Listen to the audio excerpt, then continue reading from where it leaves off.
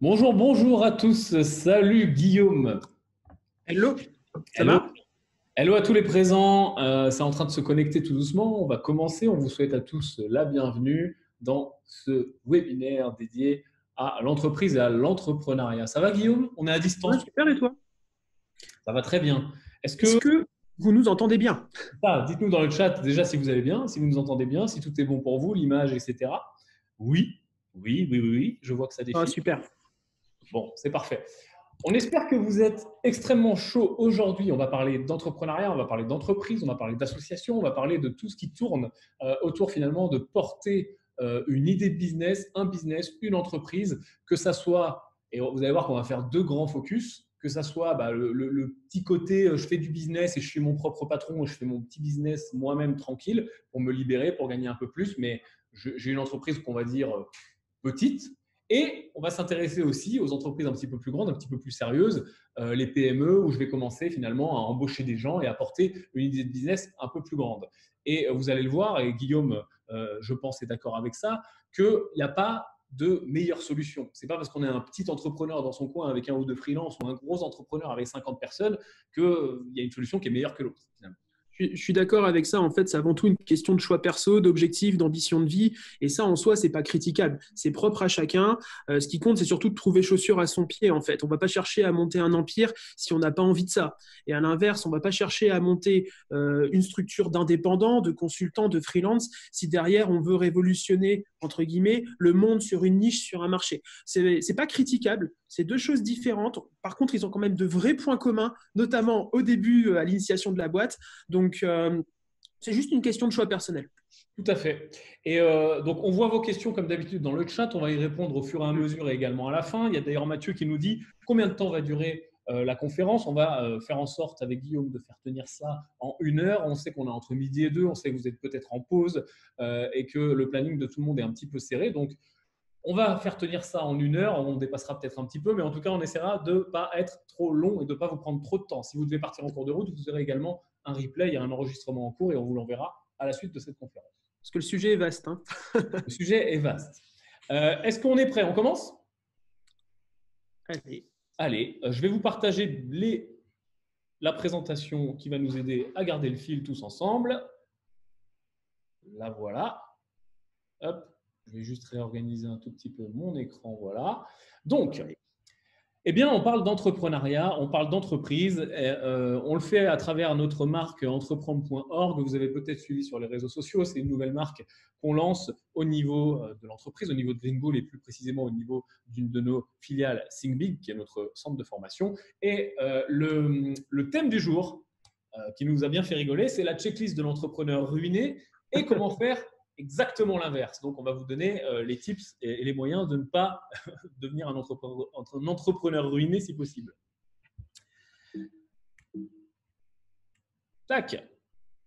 Donc, entreprendre.org, en effet, c'est une marque qu'on vient de lancer. On est très content avec Guillaume et l'ensemble des équipes. Pourquoi? Parce que vous allez le voir, on est nous-mêmes des entrepreneurs, vous le savez, pour les gens qui nous suivent depuis longtemps. Et on a fait aussi intervenir et on se fait accompagner d'autres personnes et d'autres entrepreneurs. Et l'idée, c'est de créer une communauté. Comme on le fait sur Enfin Rentable, finalement, vous connaissez Enfin Rentable pour le côté immobilier. Entreprendre.org, c'est la même chose pour le côté entrepreneur. Et le but, c'est de faire, de reprendre toutes les bonnes pratiques et l'accompagnement qu'on a pu vous apporter. Bon, Guillaume, quelles sont ces deux grandes différences finalement entre l'entrepreneur indépendant et le gérant qu'on a classé comme ça, un gérant de TPE-PME? Écoute Yann, déjà, l'entrepreneur indépendant, c'est souvent quelqu'un qui va chercher à vivre de son expertise, quelqu'un qui va chercher à gérer vraiment intégralement son emploi du temps, quelqu'un qui aura pas mal d'autonomie, pas mal de liberté. Par exemple, il y a des gens qui deviennent indépendants, qui deviennent consultants, qui deviennent freelance. Certains travaillent par exemple que 3 jours par semaine. On en voit d'autres qui travaillent à l'inverse 8, 10 mois par an parce qu'ils ont une expertise qui leur permet de facturer assez cher. Donc ça, c'est un choix qui est personnel, qui dépend aussi de leur expertise. Bref, ce sont des gens qui vont finalement, par définition, vu qu'ils sont indépendants, être assez peu dépendants d'un autre écosystème dans le cadre de leur travail, si ce n'est leurs clients. Alors qu'à l'inverse, le gérant de TPE-PME, c'est quelqu'un qui va plutôt chercher à construire une grosse machine, c'est quelqu'un qui va chercher, qui aura souvent un gros projet, une grosse idée, qui aura besoin d'emmener une équipe, qui aura un certain leadership, du moins, c'est beaucoup plus important pour le gérant de TPE-PME que pour l'indépendant. Donc c'est vraiment une question pour moi d'ambition et d'à quel point on veut rentrer dans un marché. Encore une fois, avoir une ambition plus réduite pour un indépendant, c'est un abus de langage. Il ne faut pas voir ça comme quelque chose de péjoratif. C'est juste une question de choix personnel. Tout à fait. Et d'ailleurs, je vais revenir rapidement avec vous à l'écran. Je voudrais qu'on fasse un tout petit sondage là dans le chat pour les gens qui ont déjà un projet d'entreprise, qui sont là sur ce webinaire. Je pense que c'est le cas de beaucoup de monde. Est-ce que vous pouvez nous dire dans quel cas vous pensez vous situer là rapidement dans le chat? Est-ce que vous êtes plutôt l'entrepreneur indépendant? On vous a affiché un sondage à l'écran, ou donc la petite boîte, hein, on va classer ça comme ça. Ou est-ce que vous avez un projet qui va plutôt vous demander d'embaucher du monde, d'avoir des équipes, de structurer un petit peu plus, de façon un peu plus importante, ou d'aller vers de la start-up, etc. Allez-y, cliquez sur le sondage qui va bien. Nous, on ne peut pas voter. Ah, l'animateur et les conférenciers ne peuvent pas voter. Non, je l'ai bloqué. Ton Je l'ai avis ne bloqué, compte moi. pas, Yann. Je ne peux pas voter. Allez-y, votez rapidement, juste pour ça nous permettra de nous adapter à votre demande et puis d'axer un petit peu plus et de savoir où vous vous trouvez. Actuellement, on est à peu près à 120 réponses. Donc, écoutez, n'hésitez pas. Et puis, on va vous publier le résultat. Hein. Bien sûr. Hop. On attend que ça se stabilise un petit peu.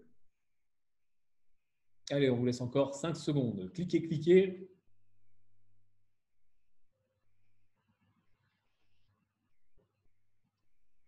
C'est bueno, Guillaume? Ouais, je pense qu'on peut publier ça. Qu'est-ce que tu en penses? Allez, vas-y. Allez, hop. Je mets fin au vote et je vous partage les résultats. On est à peu près sur du 60-40. Hein. Eh bien, ça ne m'étonne pas trop. Moi non plus.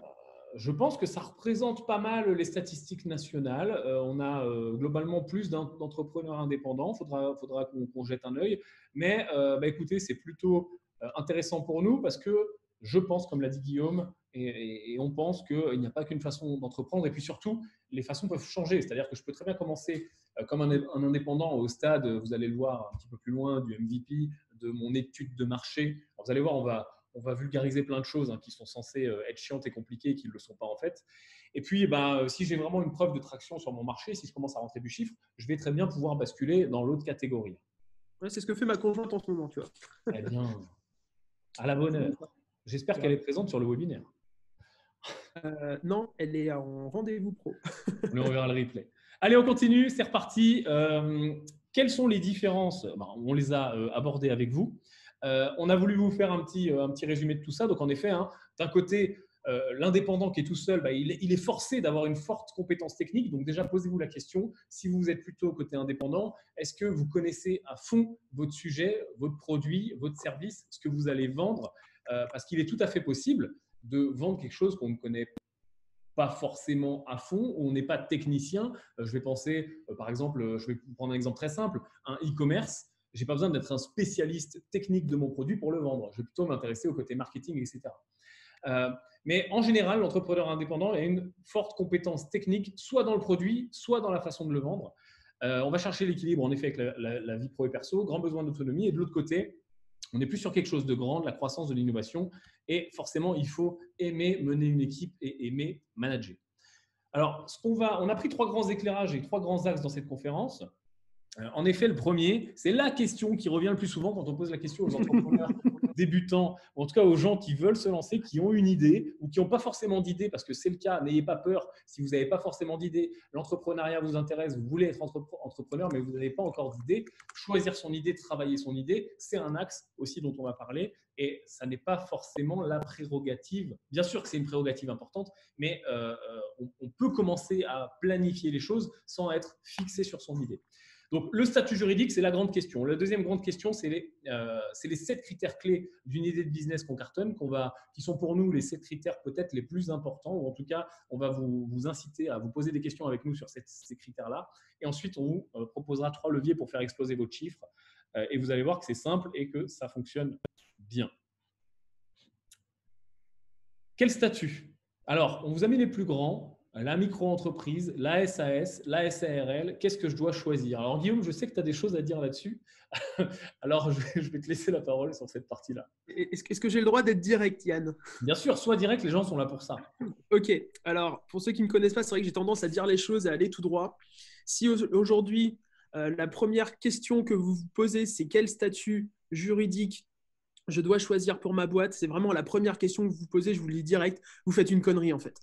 Parce que qu'est-ce qui se passe? C'est que une entreprise, c'est avant tout des ventes, c'est avant tout des clients, c'est avant tout des prospects, c'est avant tout un produit. On ne rend pas une entreprise rentable, on ne rend pas une entreprise pérenne juste avec un statut juridique. La question qu'il faut se poser d'abord, c'est est-ce que j'ai un marché? Est-ce que je vais trouver des clients? Est-ce que ces clients, ils ont un besoin? À quelle douleur je vais répondre, etc. Bref, toutes vos questions en tant qu'entrepreneur se doivent d'être avant tout centrées sur votre client. Puis ensuite, on se pose la question du véhicule. Pour moi, c'est ça mon éclairage, parce que sinon, au début, vraiment, on perd notre temps, quoi. Je suis 100% d'accord avec toi. Et pour tous les gens qui sont avec nous sur les programmes immobiliers, vous connaissez peut-être le triangle de l'investissement dans l'immobilier. Et c'est la même chose dans le triangle de l'investissement immobilier. Le montage, les statuts juridiques, les statuts sociaux des entreprises ou des non-entreprises que vous allez mettre en place pour votre immobilier, ça vient en dernier. Ça vient après la super bonne affaire. Et bien là, c'est la même chose. Ça vient en dernier, ou pas tout à fait en dernier, mais ça vient beaucoup plus tard. Les questions à se poser avant sont des questions purement factuelles sur la vente, sur les process, etc. Purement business. Mais, pardon, excuse-moi Guillaume. Ouais, c'est des questions purement business. Alors, je vais tout de suite lever une petite question, si tu le veux bien, dans le chat. Ouais. Des véhicules fiscaux, il y en a d'autres. Là, on parle de micro-entreprises, de SAS. Alors, il y a la SASU pour les gens qui sont unipersonnels. La SARL, il y a l'EURL pour les gens qui sont unipersonnels. Il y a aussi les entreprises individuelles à responsabilité limitée, les EIRL. Des véhicules fiscaux, il y en a vraiment plein. Là, on a fait le choix de mettre les plus grands véhicules fiscaux, ceux qui sont le plus majoritairement demandés. Après, effectivement, si vous avez des questions, on pourra également y répondre. Oui, tout à fait. Ce qu'on a fait, c'est que quand même, on le sait que vous le voulez, donc on vous l'a mis le tableau. Mais on va aller plus dans les détails. Mais si vous voulez, allez, concentrons-nous là-dessus. Comme ça, c'est une question qu'on va plus poser. Donc, en effet, tout ce qui est micro-entreprise, c'est le fameux statut dont on parlait à l'époque de l'auto-entrepreneur. Ça s'appelle micro-entrepreneur maintenant, mais c'est la même chose. D'un autre côté, Guillaume l'a très bien dit, la SARL ou le URL, la seule différence, c'est qu'il y en a une où vous êtes tout seul dans le URL et la SARL, vous êtes potentiellement plusieurs associés. Et la SAS, c'est la même chose, soit vous êtes tout seul en SASU, soit vous êtes potentiellement plusieurs associés en SAS. Donc voilà les grandes différences. Bien sûr, ne vous inquiétez pas, vous aurez tout ça dans le replay. Vous pouvez aussi prendre des notes, on va rester un petit peu sur ce slide. Mais globalement, les vraies différences là-dedans, c'est quoi? La première, ça va être de vous poser la question du statut social du dirigeant. Vous voyez, c'est cette ligne au milieu où globalement, vous avez deux grands choix. Soit vous allez être un TNS, donc un travailleur non salarié, donc vous allez avoir le fameux régime du SSI, anciennement RSI, ou soit vous êtes un assimilé salarié, c'est-à-dire que vous êtes considéré comme un salarié avec les charges sociales des salariés, etc. Et bien souvent, on se dit, et moi d'ailleurs j'étais un des premiers à faire l'erreur, pourquoi je ne me mettrais pas dans une boîte où je suis considéré comme un salarié puisque j'aurais plus de sécurité? Parce que vous le savez, quand on est salarié, on cotise pour plein de trucs, notamment le chômage, etc. etc. Donc on a tôt fait de se dire quand on est porteur de projet entrepreneur, je vais me mettre en SAS ou en SASU, comme ça je me paye un salaire et comme ça je cotise et comme ça j'aurai droit au chômage. Eh bien non, désolé de vous décevoir, mais le chef d'entreprise n'a pas le droit au chômage. Donc les questions ne sont pas très importantes.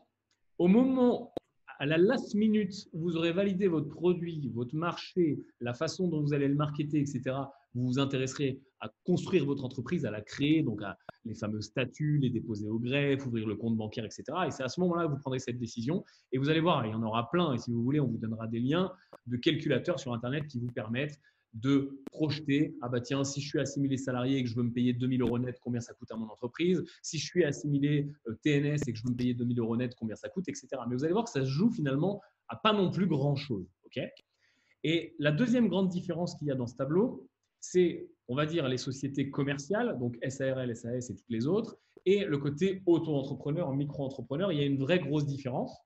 Ce sont les plafonds de chiffre d'affaires. Quand vous êtes auto-entrepreneur, micro-entrepreneur, vous avez des plafonds de chiffre d'affaires maximum. Et une fois que vous les dépassez, vous devez changer de statut social. Et vous avez aussi une vraie grosse différence qui est la dernière ligne. Quand vous êtes micro-entrepreneur, auto-entrepreneur, vous ne récupérez pas vos charges. Je prends un exemple très simple et vous n'amortissez pas non plus. Je prends un exemple très simple. Pour les besoins de votre entreprise, de votre micro-entreprise, vous achetez des ordinateurs, une imprimante, une télé pour projeter des trucs, des caméras, etc. Toutes ces choses-là, vous ne les passerez pas en charge, vous ne les passerez pas en frais, ça ne diminuera pas vos impôts. L'imposition en micro-entreprise est beaucoup plus simple. Alors que de l'autre côté, avec les entreprises plus classiques, vous allez utiliser le système des charges et des amortissements qui vont vous permettre d'amortir les biens que vous achetez ou de les passer en charge et donc de diminuer votre imposition. Mais encore une fois, qui dit imposition dit résultat, dit chiffre d'affaires. Okay, donc, c'est ça la vraie grosse différence. C'est pour ça que le gouvernement a beaucoup poussé le micro-entrepreneur, auto-entrepreneur, parce que finalement, étant donné que c'est globalement plutôt des gens qui sont un petit peu, sans être péjoratif, débutants, perdus, qui vont choisir parfois ce statut-là, hein, parce que je vous rappelle quand même que la majorité des entreprises qui se lancent ne vont pas très loin.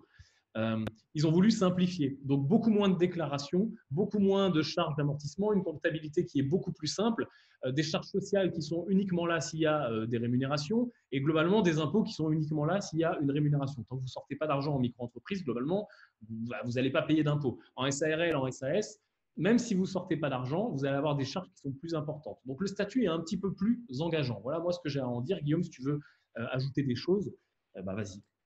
Alors, la force de la micro-entreprise, pour moi, effectivement, il y en a une, c'est que c'est tellement simple que ça force l'entrepreneur à se consacrer sur ce qui compte, qui est finalement son produit, son projet, ses ventes, ses clients. Donc parce que effectivement, on a vite fait, et pour moi c'est un vrai piège, c'est vraiment vicieux, on a vite fait de se dire voilà, je crée une SAS, une SARL, une URL ou peu importe, bref, une structure juridique un peu plus standard et un peu plus lourde. On a vite fait de se noyer dans plein de détails autour de ça. Et ce qui est extrêmement vicieux en tant qu'entrepreneur, c'est que du coup, on se noie là-dedans, on y donne du temps, on y donne de l'effort. On a l'impression que notre boîte avance, alors que ce n'est pas le cas. Parce qu'une boîte avance quand elle trouve des clients, quand elle a des prospects, quand elle a un produit à présenter, quand elle fait des ventes tout simplement. Une entreprise qui ne fait pas de vente, c'est une entreprise, c'est une association à but non lucratif. Tu vois ce que je veux dire? Donc, pour moi, c'est une des forces de la micro-entreprise qui est que finalement, c'est tellement simple que de facto, on ne se prend pas la tête avec tout l'administratif. Par contre, c'est clair que dès qu'on a une entreprise, dès qu'on a un projet qui va demander un peu plus de fonds, mobiliser des capitaux, par exemple, je ne sais pas, je veux créer une pizzeria, il va falloir que j'achète un four à pizza, il va falloir que je trouve des locaux, etc. La micro-entreprise, pour moi, c'est moins adapté parce qu'il y aura, comme tu dis, pas mal de charges, d'amortissement, et c'est dommage de ne pas les récupérer, quoi. C'est vraiment une perte. Je suis très d'accord avec ça. Et vraiment, encore une fois, si vous devez retenir qu'une seule information, c'est d'abord votre business model. Est-ce que vous apportez de la valeur? Est-ce que vous réglez un problème pour vos clients? Comment je vais le vendre? Est-ce que c'est viable en termes de chiffres? Est-ce que je peux gagner de l'argent? Parce qu'il y a plein d'idées qui sont bonnes, mais en fait, elles ne rapportent pas. Donc là, vraiment, une entreprise, et tu as très bien fait le parallèle, ce n'est pas une association. Et souvent, on doit abandonner des idées ou en tout cas les modifier parce qu'elles ne rapportent pas assez, que le business model est tout simplement pas viable.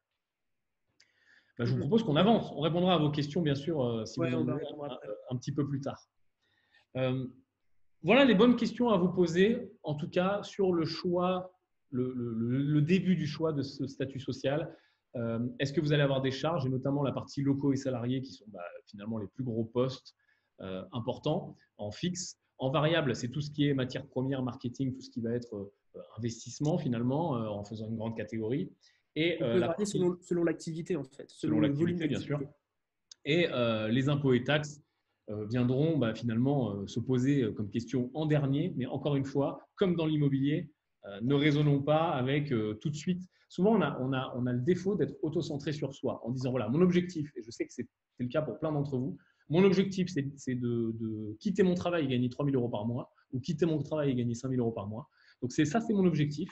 Mon objectif, voilà, je veux 3 000 euros, 5 000 euros par mois net. Donc, je vais tout calculer autour de ça. Je vais faire en sorte de calculer mes ventes, mes impôts, etc. etc. Mais ça, désolé, mais c'est une entreprise qui est vouée à l'échec ou en tout cas qui a beaucoup moins de chances de réussir parce que votre focus n'est tout simplement pas au bon endroit. Les métriques que vous observez, c'est tout simplement pas les bonnes.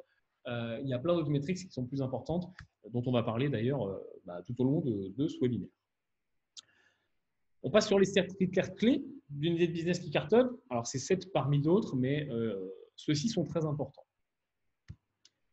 Le critère numéro 1, voilà, l'idée de business. Alors, l'idée de business, Guillaume, qu'est-ce qu'on peut dire là-dessus?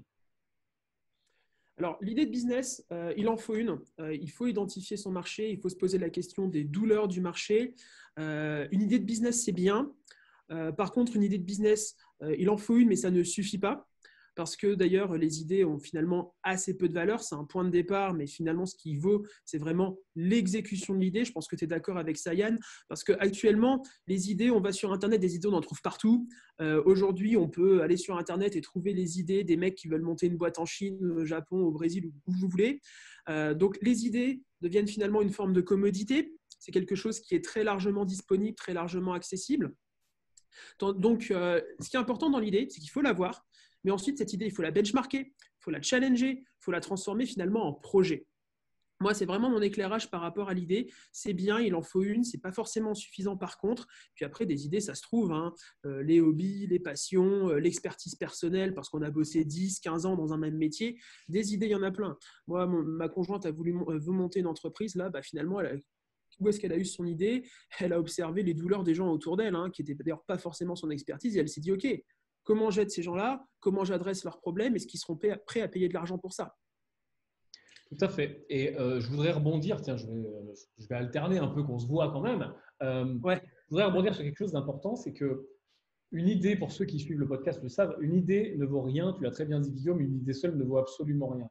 Parce que un business qui marche, ça peut être une idée très bête déjà de base. Par exemple, l'exemple de la pizzeria, c'est très bien, monter une pizzeria. Est-ce que tu es le seul du monde, de France et de Navarre à avoir l'idée de monter une pizzeria? Non, ça existe, c'est vu, c'est revu, mais pourtant, une pizzeria bien faite, bien exécutée, puis je duplique, voire même je monte une franchise ou tout ce que tu veux, ou n'importe quelle autre idée qui existe déjà, peut très bien fonctionner parce que ce qui va faire la différence, c'est l'implémentation, l'exécution de cette idée.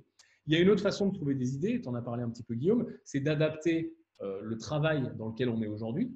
Je suis certain qu'il y a plein d'entre vous, plein de personnes connectées qui sont dans un travail avec une vraie expertise et qui voient plein de problèmes et qui se disent, voilà, si c'était moi le patron, j'améliorerais ça, j'améliorerais ça, j'améliorerais ça. Ou je dériverais un de nos produits et je pourrais le lancer. Donc, encore une fois, trouver des idées, c'est souvent surcoté. C'est-à-dire qu'on m'envoie très souvent des messages en me disant, Yann, comment je fais pour trouver une idée et comment je fais derrière pour l'implémenter. Et plein de fois aussi, on me présente des idées en me disant, qu'est-ce que tu en penses? J'en pense rien. En fait, vraiment, sortez-vous de la tête de croire que, voilà, je te pitch mon idée. Mon idée, c'est je sais pas moi, de vendre des lasagnes par correspondance. Mais en fait, cette idée, une fois que tu m'as dit ça, qu'elle soit bonne ou mauvaise, ça suffit pas. Derrière, il faut commencer à poser ce qu'on appelle un business plan. Alors, encore une fois, un business plan, c'est rien de compliqué, hein. C'est quel est mon marché, donc où sont mes clients, combien je peux en avoir, combien en moyenne ils vont acheter, combien en moyenne vont me coûter mes matières premières. Et puis voilà, j'ai déjà une première ébauche de business plan. Donc, l'idée seule ne vaut rien. Il faut déjà la rattacher à une exécution, à des chiffres, à un business plan, à une exécution aussi dans le temps. Combien de temps je vais mettre pour être prêt à vendre? La rapidité d'aller sur le marché. Parce que, reprenons l'exemple de la pizzeria, est-ce que je rachète un fonds de commerce, tout est prêt, la semaine prochaine, je commence à faire des pizzas? Ou est-ce que je pars de zéro, je rachète un truc qui est complètement vide, j'ai des travaux, des achats, etc. et je pars de zéro. Donc, le temps de mise sur le marché, déjà, n'est pas le même. Donc, encore une fois, l'idée est importante, mais l'exécution de l'idée et tous les satellites autour de l'idée dont on va parler tout le long de la conférence sont finalement peut-être pas plus importants, mais tout aussi importants. Un business qui cartonne, ce n'est pas un business centré sur l'idée, c'est un business avec tous les satellites autour de l'idée, l'exécution, le business plan, le montage, on peut en reparler, la fiscalité, etc., les équipes, la formation, etc. Et c'est vrai qu'au début, ça peut faire peur. C'est pour ça qu'il faut découper les choses. Et c'est pour ça qu'on les a découpées d'ailleurs dans nos 7 critères. Ouais, je reviens. Vas-y.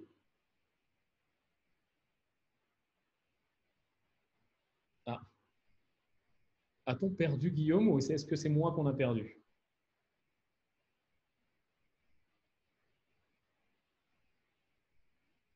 Ah, ok, on a perdu Guillaume. Bon, pendant le temps qu'il se reconnecte, ok, c'est pas très grave. Le temps qu'il se reconnecte, je vais répondre à une question dans le chat qui est question de Mathieu, qui me disait voilà, tu avais une idée de disrupter le marché des notaires. Bah, ça, typiquement, Mathieu, c'est une idée que, franchement, je travaille depuis peut-être 2 ans et on est encore en train d'avancer. On a eu un call la semaine dernière là-dessus. Pourquoi? Parce que de base, c'est une très bonne idée, tu vois. Tu te dis, ouais, je vais disrupter les notaires, je vais améliorer les agents immobiliers, etc. On a tous plein d'idées tous les jours. Mais tout ce qu'il y a autour, bah, c'est finalement ça le plus compliqué. Encore une fois, je reprends l'exemple du notaire, ça peut être de l'avocat, etc. Ce sont des professions qui sont réglementées. Donc, qui dit profession réglementée, dit plein de problèmes au niveau légal, au niveau structuration, avec les ordres, etc. etc. Donc, tu vois, une idée comme ça, toute bête. Si j'avais eu que cette idée et si c'était le seul business que j'avais et que je comptais monter, tu vois, on parle de 2 ans avant qu'il se passe quelque chose. Alors, j'aurais peut-être été un peu plus focus, j'aurais mis moins de temps, mais tu vois, le go-to-market, ce qu'on appelle le go-to-market de cette idée, c'est-à-dire le moment où j'ai l'idée et j'en fais une entreprise et je commence à vendre, il est très long. Donc, parfois, tu as une bonne idée de base, mais tous les éléments et ce fameux go-to-market fait que tu ne vas pas manger. Donc, si tu as 3 autres boîtes, ça marche, tu as des salariés, ça tourne, tu as de l'argent, tu as un héritage, tu as de l'immobilier, tout ce que tu veux, tu peux t'y consacrer. Mais tu vois, la même idée, la même entreprise ne va pas forcément fonctionner pour 2 personnes qui n'ont pas la même situation. Parce qu'il y a tout ce temps de montage, de structuration, etc. C'est aussi pour ça qu'on a un petit peu scindé les deux choses entre le petit entrepreneur et le gros entrepreneur. Parce que peut-être qu'une idée faite par moi, je vais tout de suite la lancer avec les équipes, etc. On va le mettre dans Green Bull et ça va être du côté gros entrepreneur, PME, etc. Mais lancé par toi, en mode là, il faut tout de suite manger parce que tu viens de quitter ton travail, etc. Il va falloir la lancer plus petit. Il va falloir la découper. Souvent, on pense à son entreprise, à sa future entreprise, et on y pense comme un truc qui va être structuré comme dans 5 ans. Ça, c'est moi le premier. On a tous ce problème-là, les chefs d'entreprise. C'est-à-dire qu'on pense à notre truc et on le voit comme dans 5 ans. Tout va être nickel, parfait, les process, etc. Sauf qu'en vrai, ce n'est pas ça. En vrai, les premiers mois, les 2 mois, les 3 mois, les 6 mois, les 1 an, les 2 premières années, on va juste rajouter des petites briques et on va lancer un truc beaucoup moins terminé que ce qu'on le pense dans 5 ans, beaucoup moins chiadé au niveau du design, du marketing, etc. Il y a une notion de prototypage pour certains d'entre vous qui veulent lancer des nouveaux produits qui n'existent pas. Donc, il y a de la recherche-développement, du prototypage, etc., etc. Donc, encore une fois, comme le dit Elsa dans le chat, l'idée, c'est presque facile. C'est la suite qui est plus éprouvante. Je suis tout à fait d'accord avec ça. Bon, le temps que Guillaume se reconnecte, on va continuer. Hein, c'est pas grave. Hein, on est entre nous. On est content. Je vous remets l'écran. Donc, l'idée de business, voilà où on en était. Deuxième point très important, et je sais que plein d'entre vous, c'est quelque chose de récurrent, vous vous posez la question, est-ce que je dois m'associer? Première chose, et comment? Alors, on va le découper en deux. Est-ce que je dois m'associer? Réponse, non. Par contre, quels sont les avantages et les inconvénients de l'association? Alors, rien n'est tout gris, rien n'est tout blanc ou rien n'est tout noir. On est plutôt gris dans la vie et surtout dans l'entrepreneuriat. S'associer, le truc numéro 1 que j'ai envie de vous dire, c'est qu'une bonne association, et encore une fois, c'est une question de personne, ça n'est pas un plus. Ce n'est pas 1 plus 1 plus 1. Par exemple, on est 3, on n'est pas 1 plus 1 plus 1. Une bonne association, c'est une puissance. Okay, c'est un multiplicateur. Ce n'est pas un plus, c'est un fois, en fait. C'est-à-dire qu'une bonne association vous permet d'accélérer beaucoup plus que juste 1 plus 1. On n'est pas juste en train d'additionner 40 heures de travail et 40 heures de travail. Ou pour un chef d'entreprise, on est plutôt à 60-80 heures de travail et 60-80 heures de travail. Ce n'est pas ça qu'on est en train de faire dans une bonne association. Et ce n'est pas ça que vous devez rechercher dans une bonne association. Ce que vous devez rechercher, et d'ailleurs, on va aller un peu dans le comment, c'est quelqu'un qui est finalement très différent de vous. Alors, pas forcément différent au niveau des valeurs, pas forcément différent au niveau des façons de penser, pas forcément… Alors, il y a des gens qui disent ne vous associez pas avec vos amis, etc., votre famille. Je ne suis pas forcément d'accord avec ça. Par contre, ce qui est important pour moi, c'est d'avoir des compétences qui soient différentes. Si vous prenez 2 mecs super bons, des cadors du marketing, qui s'associent ensemble, ouais, c'est bien joli, mais ouais, on va être très fort sur le marketing, mais on ne va rien faire d'autre. Si vous prenez 2 cadors de la structuration, des tableaux Excel, un profil gérant, président, qui s'associent ensemble, on va avoir des problèmes. Par contre, si vous prenez un mec très créatif, fort en marketing, en design, etc., avec un mec beaucoup plus terre-à-terre, beaucoup plus chiffre, et là, qu'on s'associe ensemble, ça fonctionne très bien. Donc, ce que je rechercherais dans l'association, c'est ça. Des gens qui sont différents en termes de compétences. Par contre, des gens qui sont similaires en termes de valeurs et en termes de vision. Pourquoi? Parce que les valeurs, hein, vous le savez, ça fait tout dans la vie, hein, les relations humaines. Et la vision, pourquoi? Parce que si tu en as un qui veut revendre au bout de 2 ans et tu en as un autre qui veut faire une multinationale, une boîte cotée et rester 20 ans dans la société, déjà dès le début, s'il y a une dissension, on se dit ouais, c'est pas grave, on verra plus tard. Mais quand va arriver le moment, quand va arriver le succès, quand va arriver l'argent, ces dissensions vont augmenter. Donc, différents en termes de compétences, similaires en termes de valeurs. Pour moi, ça, c'est très important. Ensuite, encore une fois, c'est un petit peu comme quand on parle de la structuration, on parle des structurations SAS, SARL, etc. Pareil, je sais que votre question numéro un, souvent dans l'association, c'est comment je fais les statuts 50-50, les parts, etc. Ça, pour moi, ça vient après. Encore une fois, ce qui vient avant, c'est la synergie, les valeurs, la vision, les compétences. Et puis après, on se pose, après, on décide. Donc, si on fait une petite boîte toute simple, bah, on a vite fait de se mettre à 50-50, à 30-30-30, à 33-33-33-33, enfin, on découpe les parts à part égale. Par contre, il est tout à fait possible de ne pas découper à part égale. Il est tout à fait possible de faire rentrer des gens après. Il est tout à fait possible de lever des capitaux. Il est tout à fait possible d'emprunter. Il est tout à fait possible de faire un peu des deux. Il est tout à fait possible de s'associer avec une entreprise, une personne morale. Tout ça va venir au fil du temps. Ce que je peux vous conseiller, pour tout ce qui est un petit peu compliqué en termes de structuration et un petit peu dangereux aussi en termes de juridique, parce que si c'est mal écrit au début, encore une fois, quand arrivent les problèmes, bah, tu ne peux pas revenir sur l'écriture. Donc, ce que je vous conseille, c'est de ne pas être trop regardant sur la dépense, entre guillemets, et les compétences que vous allez faire rentrer. Rebonjour Guillaume, on avance. Et sur les compétences que vous allez faire rentrer.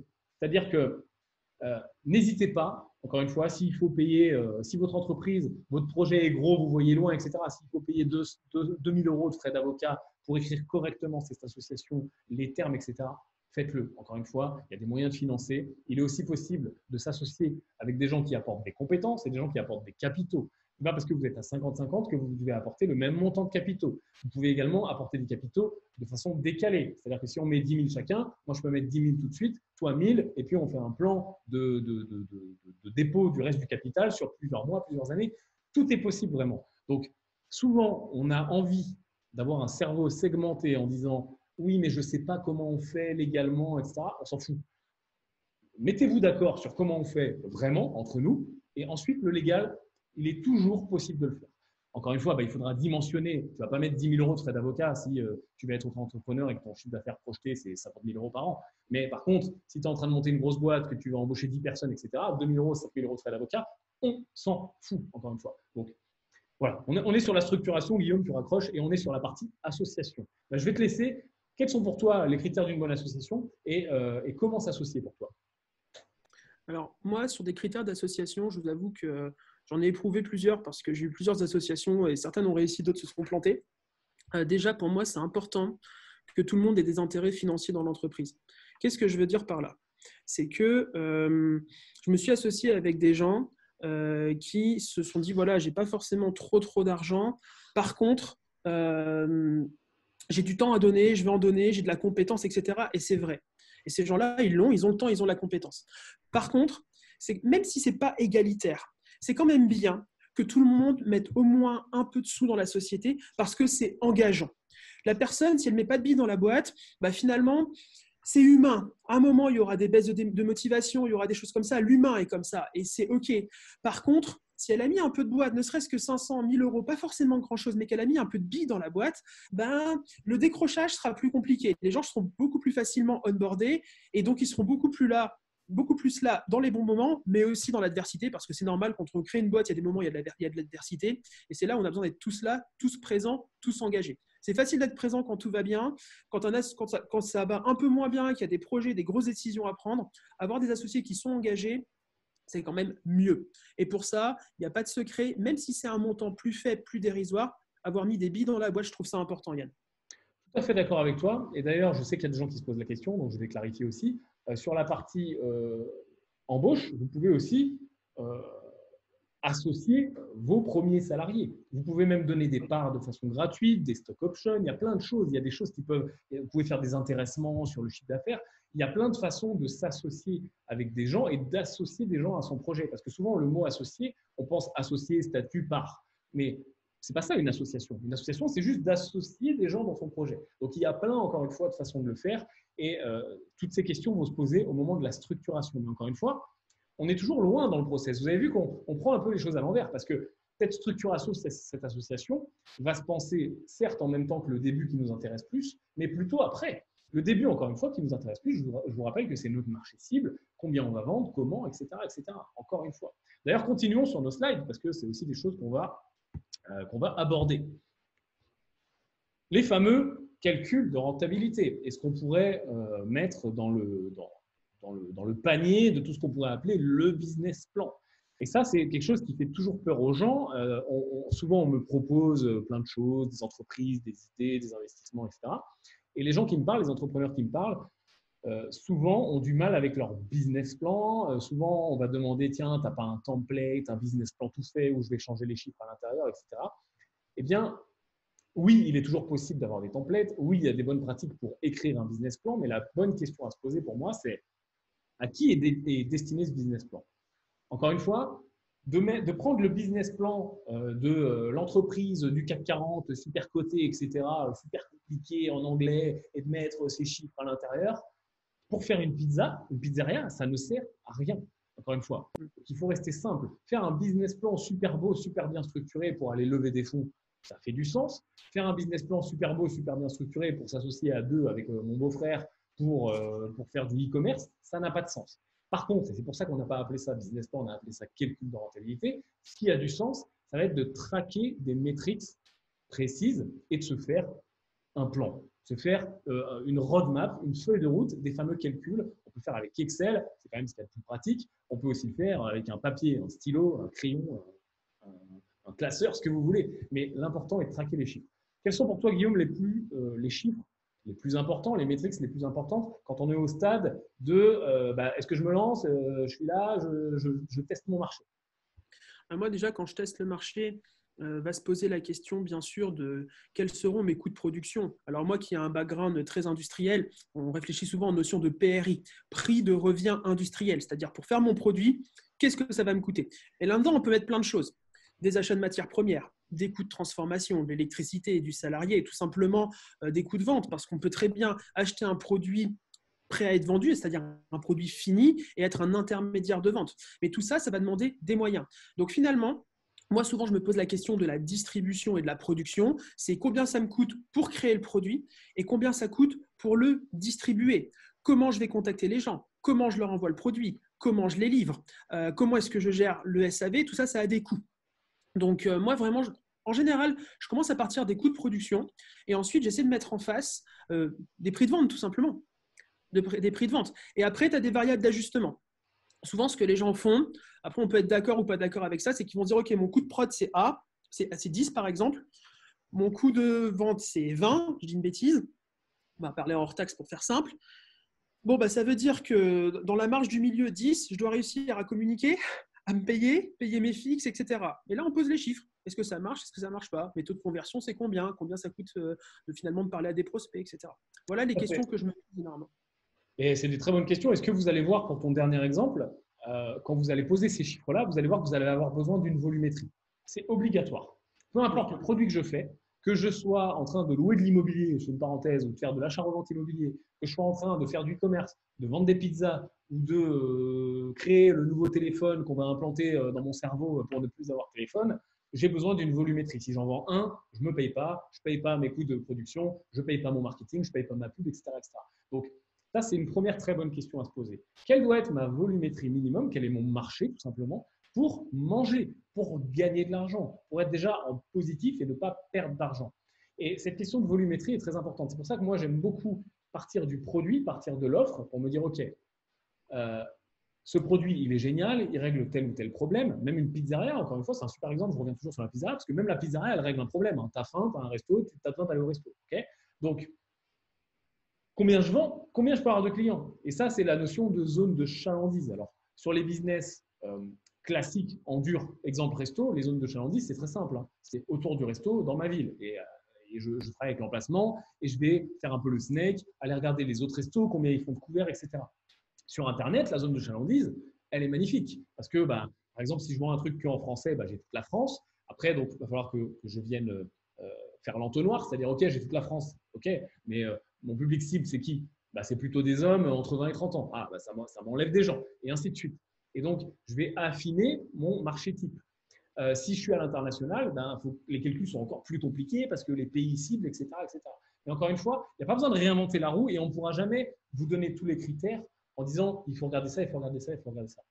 Ce qu'il faut faire, c'est vraiment partir de votre offre et puis vous mettre à la place de votre client, quoi. Qui est votre client? Quel âge il a? Est-ce que c'est un homme? Est-ce que c'est une femme? Où est-ce qu'il habite? Est-ce qu'il vous trouve dans la rue? Est-ce qu'il vous trouve sur Internet? Est-ce qu'il vous trouve dans un catalogue papier? Est-ce qu'il vous trouve chez un distributeur? qu'on peut très bien distribuer dans la grande distribution, Guillaume, tu connais bien le secteur, etc., etc. Donc, en faisant encore une fois des itérations, en partant du centre et en agrandissant tout autour de votre produit, de votre service, de votre boîte, vous allez trouver toutes ces métriques-là. Et je parle souvent de découper, mesurer en fait. Donc on va découper et chaque petit découpage qu'on fait, genre qui sont mes clients, on vient zoomer dessus, on cherche des informations. Combien je vends, je découpe, okay, je zoome sur combien je vends, je regarde combien vendent les concurrents s'il y a de la concurrence, etc. Je zoome dessus, hop, je trouve la solution. Est-ce que j'ai besoin de salariés?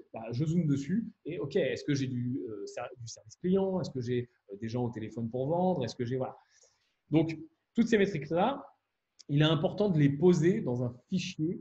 Et la beauté d'Excel, c'est quoi? C'est que vous pouvez les changer en temps réel, quoi. Si je passe de 1000 unités vendues à 10 000 unités vendues, boum, tout se recalcule au fur et à mesure.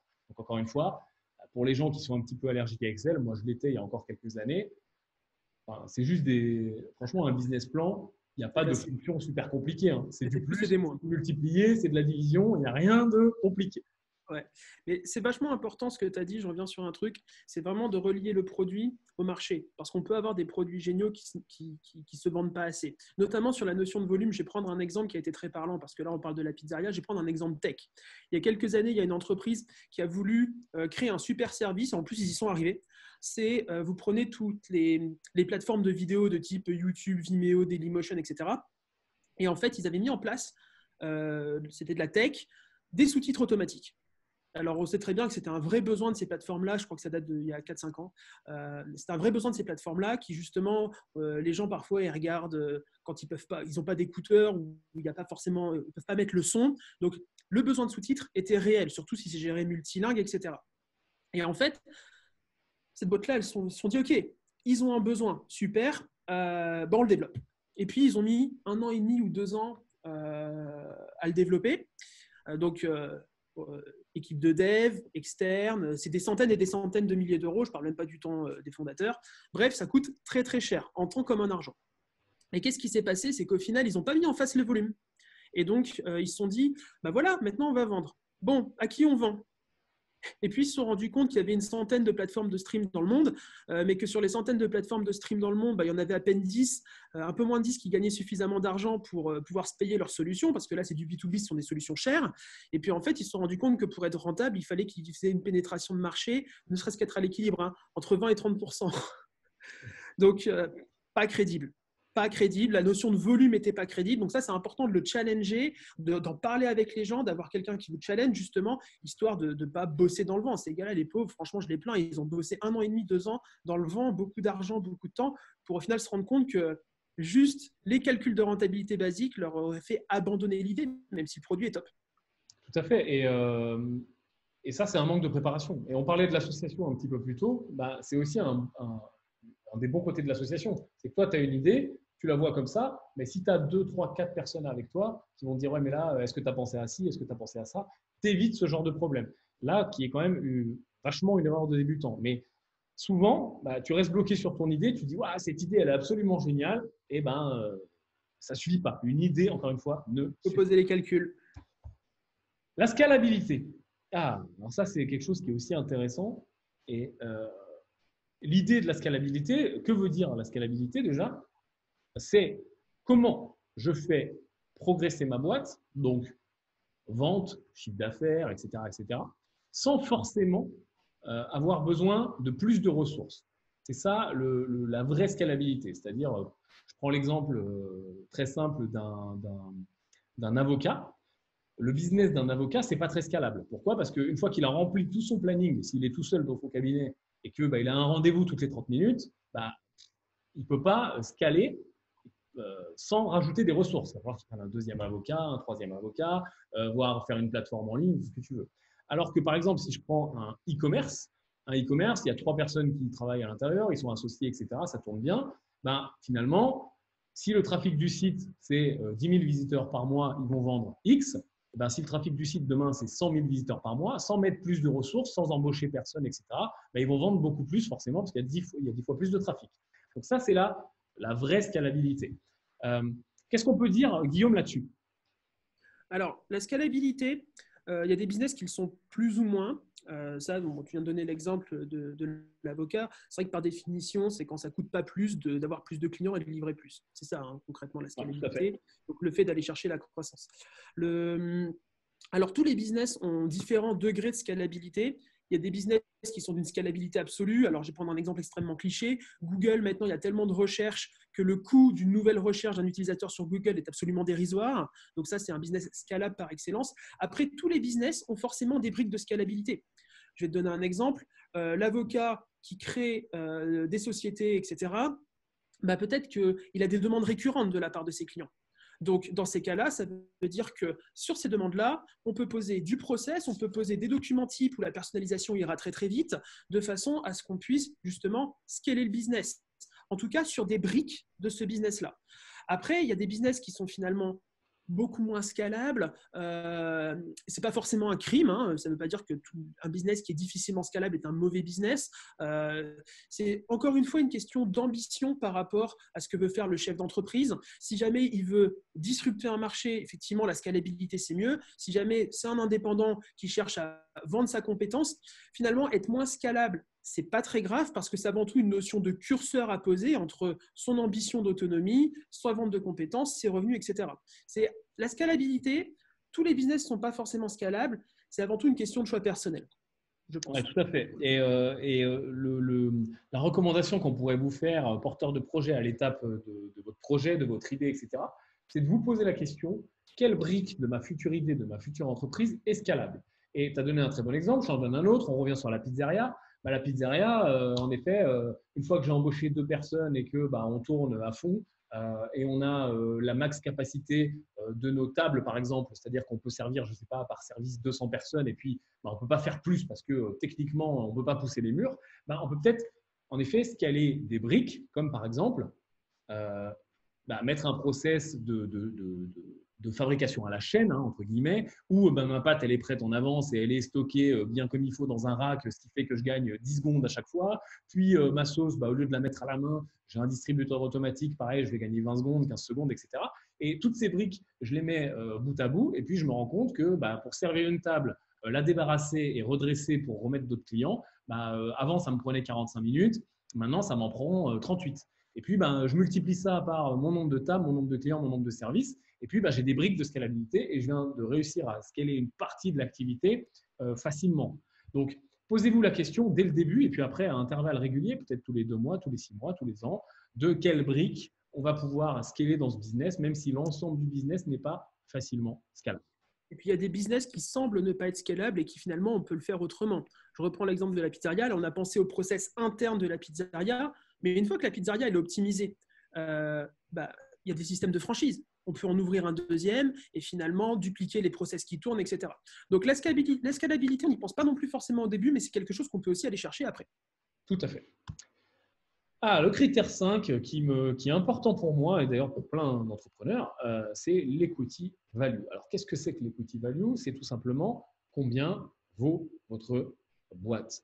Et combien vaut votre boîte rapporté aux parts, rapporté à l'actif, rapporté globalement à la valeur globale de la boîte. Et que vous pouvez aussi rapporter, si vous êtes associé, bien sûr, à vous-même, à vos associés, etc., à toutes les personnes qui sont impliquées.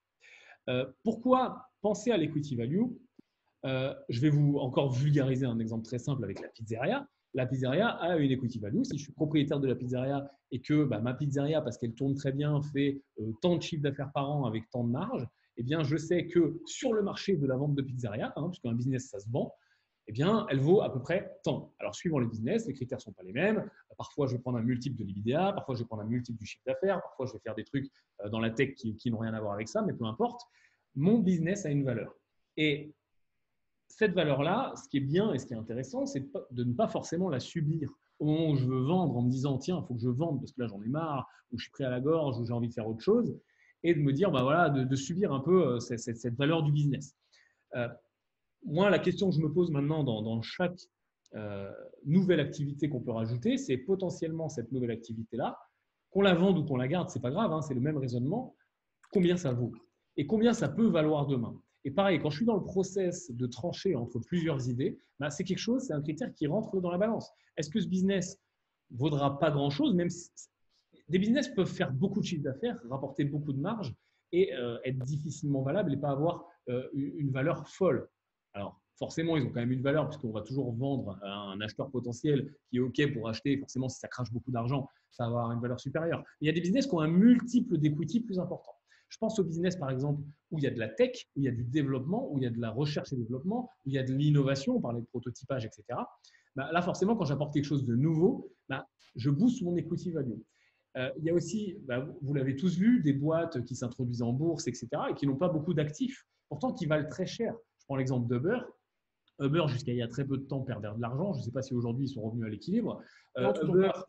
ouais, je pense pas. Uber, ils ont très peu d'actifs. Ils ne détiennent pas les voitures. Ils n'ont pas de salariés. Ils n'ont pas beaucoup d'immobilier dans leur bureau, etc. Donc, la boîte en elle-même, si on vient la décortiquer à l'intérieur et qu'on vende tout ce qu'on peut vendre, il n'y a pas grand-chose à vendre, à part deux choses, la tech et les clients. Parce que les clients ont une valeur. Le nombre d'utilisateurs, le nombre d'utilisations de la plateforme, le nombre de clients, le fait que les gens connaissent la plateforme et qu'ils l'utilisent et qu'ils la recommandent, etc., ça a une valeur et la tech qui est derrière, ça a une valeur. Donc, la question à se poser, pareil, quand vous êtes en phase de création, ça n'est pas grave, encore une fois, si la boîte n'a pas une valeur importante. Il faut le mettre en face, n'a pas une potentielle valeur future importante, il faut le mettre en face de ce que vous allez vouloir en faire. Si vous êtes en mode startup et je pense à revendre ou je veux faire grossir et j'ai beaucoup d'ambition, mettez l'equity value vraiment dans la balance pour trancher entre deux idées. Si vous êtes en mode un petit peu plus auto-entrepreneur, je veux vivre tranquille, faire 5 000 euros, 10 000 euros par mois, peu importe votre objectif, c'est un critère qui peut être un peu plus secondaire. La question de la sortie, bah, c'est exactement le pendant de ce qu'on vient d'expliquer, sauf que c'est la partie vente. Encore une fois, il y a des entreprises et des entrepreneurs qui n'ont aucune envie de vendre et qui ne vendront jamais, sauf quand ils partiront à la retraite ou qu'ils lègueront à leurs enfants ou à leurs associés ou peu importe. Et il y a des business et des industries où la question de la vente et la question de la sortie se pose. Et elle peut se poser très vite, très tôt. Encore une fois, je parle de tech et d'innovation. Pourquoi? Parce que c'est le secteur le plus dynamique en termes de sortie. Ça peut se faire très vite. Ça peut se faire en 6 mois, ça peut se faire en 1 an. Et il y a des questions de sortie partielle qui peuvent se poser également en faisant rentrer des gros associés, des gros fonds. Il y a des questions de vente d'actifs qui peuvent se poser. Je prends l'exemple, dans ma boîte, j'ai 10 produits que j'ai créés avec 10 brevets, j'en vends un, j'en vends deux. Il y a plein de possibilités. Donc, encore une fois, la question de la sortie, ça n'est pas obligatoire. C'est très à la mode, l'écosystème startup, je vends ma boîte, etc. Mais l'important, c'est d'avoir une vision, même si elle est lointaine, et encore une fois, de se mettre d'accord avec les associés s'il y en a. Pourquoi? Parce que si vous êtes 3, il y en a 2 qui veulent vendre et un qui ne veut pas vendre, ça va être potentiellement compliqué à ce moment-là. Donc, encore une fois, ça n'est pas un critère obligatoire, mais c'est un critère qui va vous permettre de trancher des choses et c'est un critère aussi qui va vous permettre d'y voir plus clair sur vos roadmaps. Guillaume, tu as quelque chose à rajouter sur ce critère ou on avance? Ah non, sur la question de la sortie, c'est vraiment le point sur l'ambition des associés. Ou quand on est plusieurs, si effectivement il y a des associés qui veulent revendre vite parce que ce qu'ils ont, ça leur suffit. Et à l'inverse, certains vont vendre plus tard parce qu'ils pensent qu'ils n'ont pas encore assez fracassé le marché. Si je caricature un peu, on reboucle un peu sur la question du choix de l'associé, mais c'est un vrai critère à la base. C'est quelle est l'ambition de chacun. Il faut que les gens soient alignés, sinon la sortie sera compliquée. Ouais, et des sorties partielles sont aussi possibles, hein, mais c'est des questions qui il y en a plein, hein, les rachats, les LBO, enfin il y en a plein. Ouais. 7e critère, le monitoring. Et là, j'en reviens sur mon découpé mesuré. Ça, c'est vraiment peut-être le truc numéro 1. Et c'est l'erreur de tous les débutants. Et même pas que des débutants. Je veux dire, moi, j'ai géré plein de boîtes au doigt mouillé en disant, ça marche, ça vivote ou ça marche bien, tu as de quoi te payer, les gens sont contents, ça match. Et puis, on continue, quoi. Et tu vas au travail, en fait, tu vas dans ta boîte comme si tu étais un salarié. Et tu y vas, etc. Mais il y a une très grosse différence avec le salariat et l'entrepreneuriat, c'est que l'entrepreneur, c'est lui qui dirige le bateau. Autant quand tu es salarié, tu fais à peu près ce qu'on te dit, tu peux avoir plusieurs niveaux de décision, etc. Quand tu es entrepreneur, quand même, si demain tu as envie de faire un gros changement de fou, tu peux pivoter, tu faisais des pizzas et puis tu vas faire des crêpes, c'est toi qui décides. Le fait de ne pas mesurer les choses, de ne pas les monitorer, je reprends encore l'exemple de la pizzeria parce que tous les petits business, souvent, ne le font pas. les bars, les pizzas, les restos, tout ce qui est business familial, tout ce qui est business un peu à l'ancienne, on ne le fait pas assez. Euh, et tu peux tout découper, tu peux tout mesurer. Et encore une fois, si tu rentres dans n'importe quel resto aujourd'hui, tu leur dis c'est quoi votre panier moyen, votre ticket moyen. Ils vont souvent être capables de te répondre parce que c'est quand même un critère qu'ils regardent avec leur comptable, etc. Mais si tu leur dis par contre, sur ce plat-là, c'est un plat avec voilà, une viande et de la purée et des légumes, tu dis quelle est la part de la viande dans ce plat-là? Perdu. Quel est le samedi, quel est le jour de la semaine où tu fais le plus de clients? Il va être capable de te le dire, mais pas globalement, quelle est la différence en termes de pourcentage? Est-ce qu'il y a un jour où tu es à moins 20%, moins 30%? Et en fait, le fait de trouver les critères, encore une fois, qui sont différents pour chaque boîte, et de les noter et de les traquer, au début, tu ne vas pas voir. Tu vas dire, OK, bah, tous les jours, je vais noter mon nombre de clients dans ma pizzeria et je vais faire des pourcentages. Très bien. Et puis, tu te rends compte que le jeudi, bah, tu as 20% toutes les semaines de couverts en moins. Si tu t'arrêtes là, ça ne sert à rien. Par contre, si tu te dis, tiens, j'ai 20% de couverts en moins le jeudi, est-ce que je ne ferais pas une promo le jeudi? Une pizza achetée, une pizza offerte. Et donc, tu viens remonter ce jour-là. Et encore une fois, c'est juste découper, mesurer, traquer les chiffres. Et ça, c'est extrêmement important. Et souvent, on est la tête dans le guidon parce que tu dois tout faire quand tu es chef d'entreprise. Hein. Surtout au début, quand tu es tout seul, un peu de compta, un peu d'administratif, un peu de machin. Et on oublie le plus important, découper, mesurer son business. Guillaume? Ouais. Et en fait, on observe les deux travers. Là, tu as parlé et tu as bien raison, parce que c'est le plus commun des entreprises qui mesurent quasiment rien et qui sont beaucoup à l'instinct. Alors l'instinct, ça a de la valeur, ça compte, parce que intrinsèquement, quand on a éprouvé son marché, on sent les choses. C'est la force de l'expérience, ça a de la valeur, pas de souci. Par contre, ça nous fait aussi prendre des mauvaises décisions si on n'a pas les chiffres en face. Et à l'inverse, tu as aussi beaucoup d'entreprises qui mesurent absolument tout. Et elles mesurent absolument tout. Et qu'est-ce qui se passe? En fait, elles se noient sous les chiffres au point de ne pas savoir les analyser. Collecter la donnée, c'est quelque chose qui est long, c'est quelque chose qui prend du temps. Parfois, ça a demandé du développement informatique, ça a demandé des gens dédiés. Beaucoup dans les milieux industriels, c'est comme ça. Et en fait, ils mesurent tellement de choses qu'ils ne savent pas traiter les chiffres derrière. Donc, mesurer pour mesurer, ça ne sert à rien. Mesurer, ça sert à comprendre pour ensuite prendre une décision qui est viable et qui est pérenne pour l'entreprise. Et donc, ça, c'est vraiment le travers de beaucoup d'entreprises qui tendent vers l'industrie. C'est je mesure absolument tout et puis du coup, je me noie et finalement, j'ai des chiffres, mais je ne sais pas m'en servir. Du coup, je ne m'en sers pas et je me retrouve dans le travers de ceux qui ne mesurent pas à piloter au doigt mouillé. Et ça aussi, c'est un fléau. Donc, ce qui est vraiment important, quand vous cherchez à piloter un business, à assurer le monitoring, c'est de se poser la question de est-ce que je mesure les bonnes choses? Est-ce que finalement, j'en fais pas trop? Est-ce que j'en fais assez? Ou est-ce qu'il m'en manque? Parce qu'un bon chiffre est un chiffre qu'on analyse derrière. Le chiffre pour le chiffre, ça ne sert à rien. 100% d'accord avec ça. Et je pense que la bonne pratique autour de tout ça, c'est au début mesurer et très rapidement, mettez-vous une périodicité où vraiment vous avez un moment qui est bloqué. Ce n'est pas forcément long, hein. Ça peut être 30 minutes par semaine, 1 heure par mois, où vous allez devant vos chiffres et vous en sortez des enseignements. Forcez-vous à en sortir des enseignements. Et vous allez voir que si vous avez des chiffres, vous allez avoir forcément des enseignements. Si vous êtes concentré encore une fois sur le mesurage et que vous êtes devant vos chiffres, vous êtes là, bon, faut que je trouve quelque chose. Est-ce que je peux faire des promos? Est-ce que je peux avoir plus de clients? Est-ce que je me rends compte que j'ai des process qui ne vont pas? Est-ce qu'il y a des trucs que je paye trop cher? Est-ce que je peux essayer des nouveaux fournisseurs? Bref, il en ressortira quelque chose, mais encore une fois, à condition de se poser et de regarder ces chiffres droit dans les yeux sans se raconter d'histoire. On a aussi quelque chose, un fléau chez les entrepreneurs, c'est de se raconter des histoires et de ne pas vouloir voir la vérité. C'est comme quand tu es seul face au miroir et que tu te dis putain, il faut que j'aille au sport et que tu n'y vas jamais parce que tu te racontes des histoires. C'est la même chose. Souvent, tu es devant tes chiffres et tu te dis oui, mais là, non, mais j'ai pas bien compté, etc. Donc, c'est aussi pour ça que d'être associé, c'est plutôt pas mal parce que tu en as toujours un pour un petit peu mettre le doigt là où ça fait mal. Dans l'entrepreneuriat, il ne faut pas avoir peur de mettre le doigt où ça fait mal. Ça, c'est la force des routines. Moi, personnellement, chez ThinkBig, quand je pilote l'entreprise, tous les matins, je prends 5 minutes, j'ai quelques chiffres que je regarde, 5 minutes histoire de bien comprendre où est-ce qu'on en est, etc. Ensuite, je fais un bilan sur certains chiffres. Le lundi, ça dure 1 heure. Et après, ensuite, j'ai un bilan mensuel où là, on prend des décisions un peu plus lourdes parce qu'on a un peu plus de recul.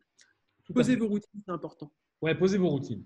Celles qui vous intéressent, vous. Encore une fois, de dire il faut que ça soit le lundi, etc. On s'en fout. Ce qui est important, c'est que vous en ayez une, qu'elle soit là, même si elle est courte, il faut qu'elle soit là. 3 leviers pour faire exploser votre chiffre d'affaires. Vous allez voir, c'est des leviers qui sont très simples. Mais encore une fois, au stade où vous en êtes sûrement aujourd'hui, de me dire, OK, je me lance pas, ou j'ai déjà lancé et comment j'améliore. Ces trois leviers-là sont extrêmement simples. Et encore une fois, on va les découper et on va trouver plein d'axes de croissance à l'intérieur de chacun de ces trois leviers.